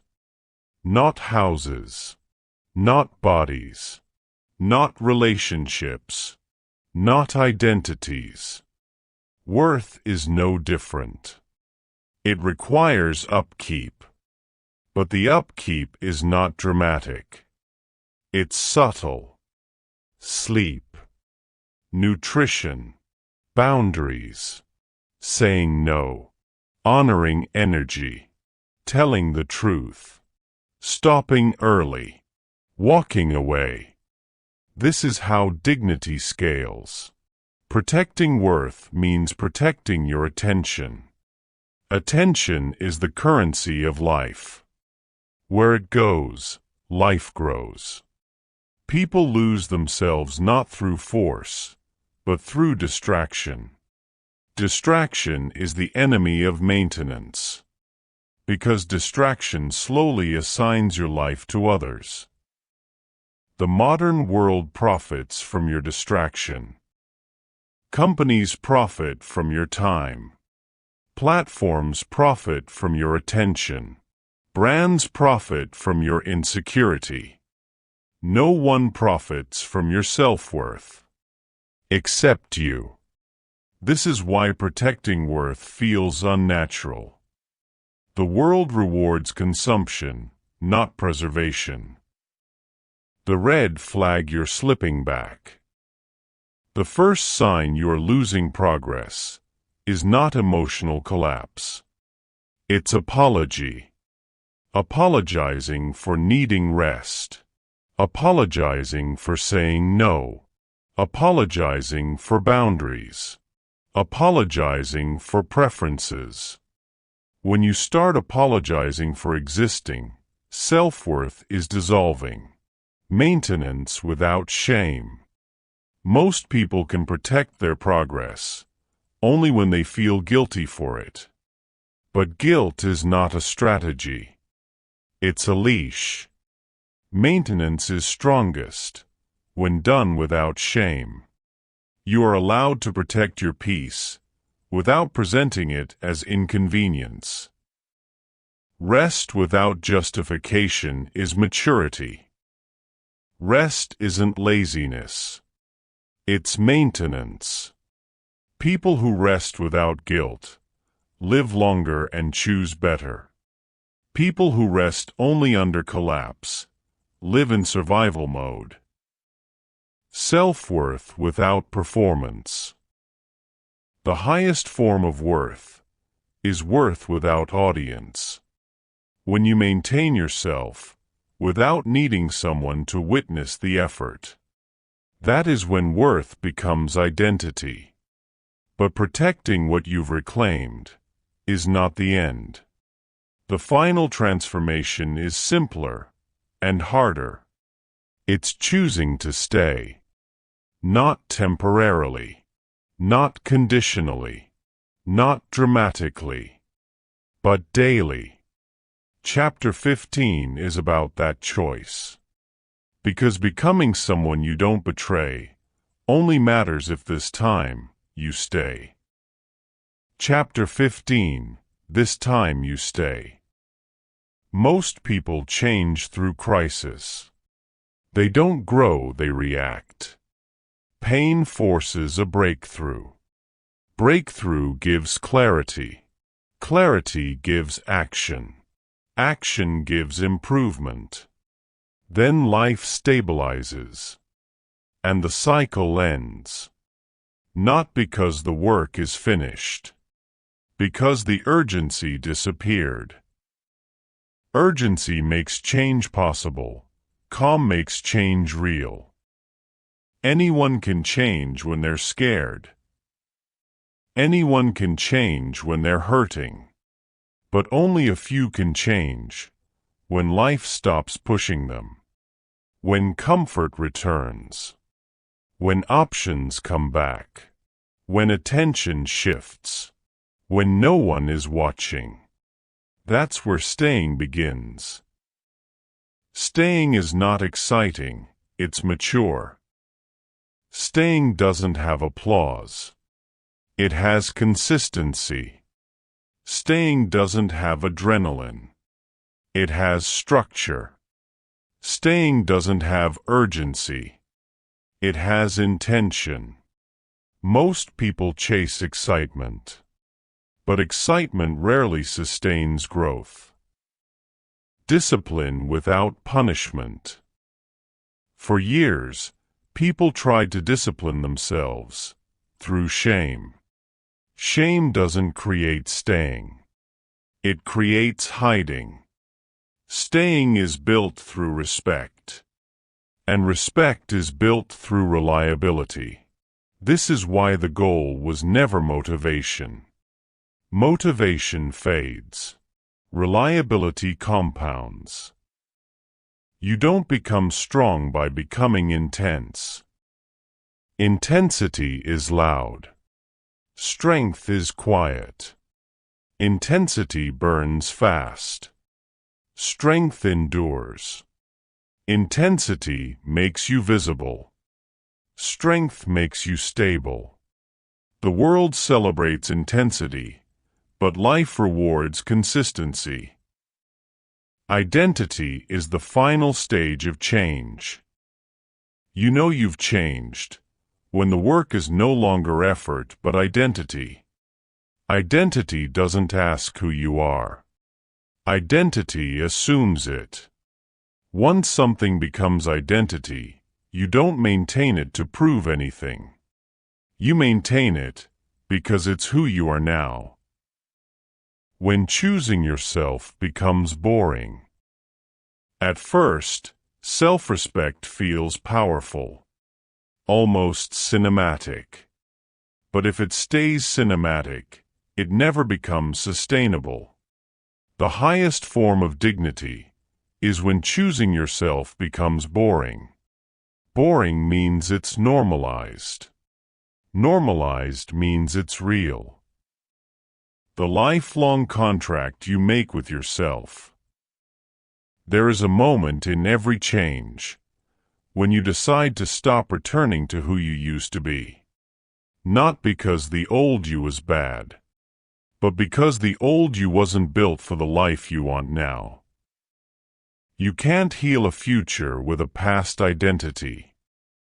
Most people try to carry an old identity into a new life.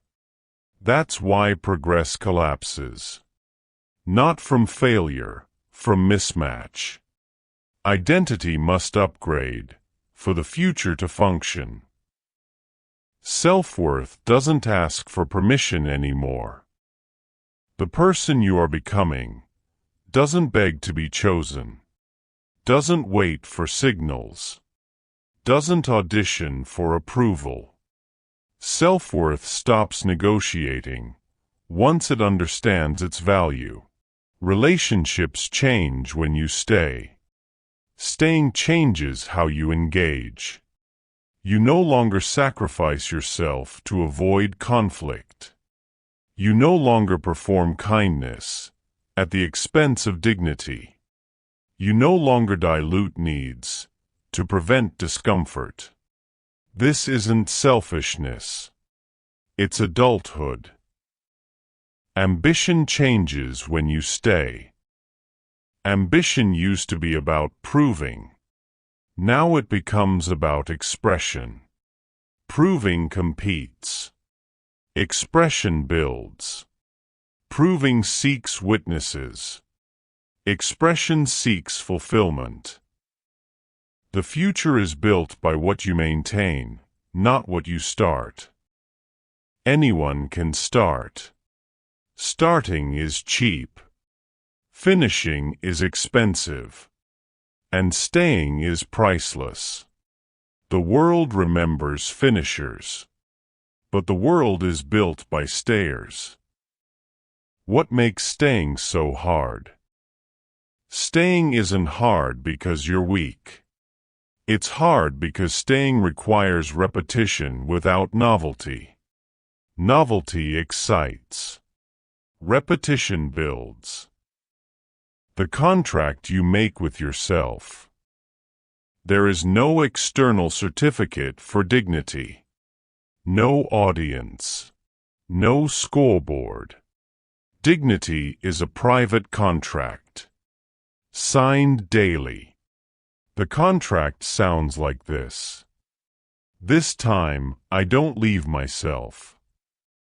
You don't need to be perfect to stay. Perfection is not compatible with staying. Only honesty is. Honesty admits exhaustion. Honesty admits confusion. Honesty admits limits. Honesty doesn't quit, because quitting would betray the future you. The end of survival mode.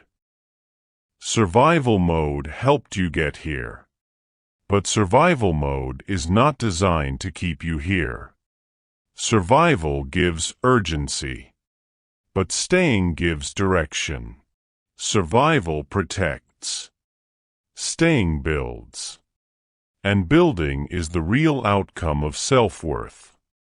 Chapter 15 was not about achievement. It was about permanence. Because self-worth doesn't matter if it doesn't last. The betrayal you don't notice. Most acts of self-betrayal don't feel dramatic. They feel reasonable, necessary, small. You don't wake up and decide to stop choosing yourself. You drift into it. One compromise at a time. One silence at a time. One "it's fine" you didn't actually mean. Self-betrayal rarely begins with the big things. It begins with the little ones. The ones no one sees but you. The moment you let someone talk over you because you didn't want to make it awkward. The moment you told yourself your needs were too much. The moment you apologized for existing in a space you had already earned. These are not obvious wounds. They are small leaks. And leaks don't break you, they drain you. Slowly. Quietly. Until one day, you wake up and wonder why you feel tired around your own life. Why you feel like a visitor in your own decisions. The truth is simple. You have been living in a way that requires you to abandon yourself to belong. It works for a while. Sometimes, it works for years. But then something changes. Not always loudly, not always suddenly. It can be as small as a disappointment you can't swallow. Or as ordinary as a conversation you can't pretend didn't hurt. And underneath all of it, a quiet realization begins to form. I don't feel at home in my own life. This is where self-worth enters the story. Not as confidence. Not as achievement. Not as bravado. As dignity. The kind that whispers, not shouts. The kind that begins with a sentence most people are afraid to say. I deserve better from myself. This book is not about arrogance. It is not about becoming harder, louder, or more self-centered. It is about becoming someone you don't betray. Someone you can live with, even on your tired days. Someone whose boundaries don't require apologies. Someone whose worth is not measured by usefulness to others. Someone who can stay. Stay with their own decisions. Their own needs. Their own voice. Because in the end, life does not ask, who did you impress? It asks, who did you become? And if you're quiet enough, you'll notice something.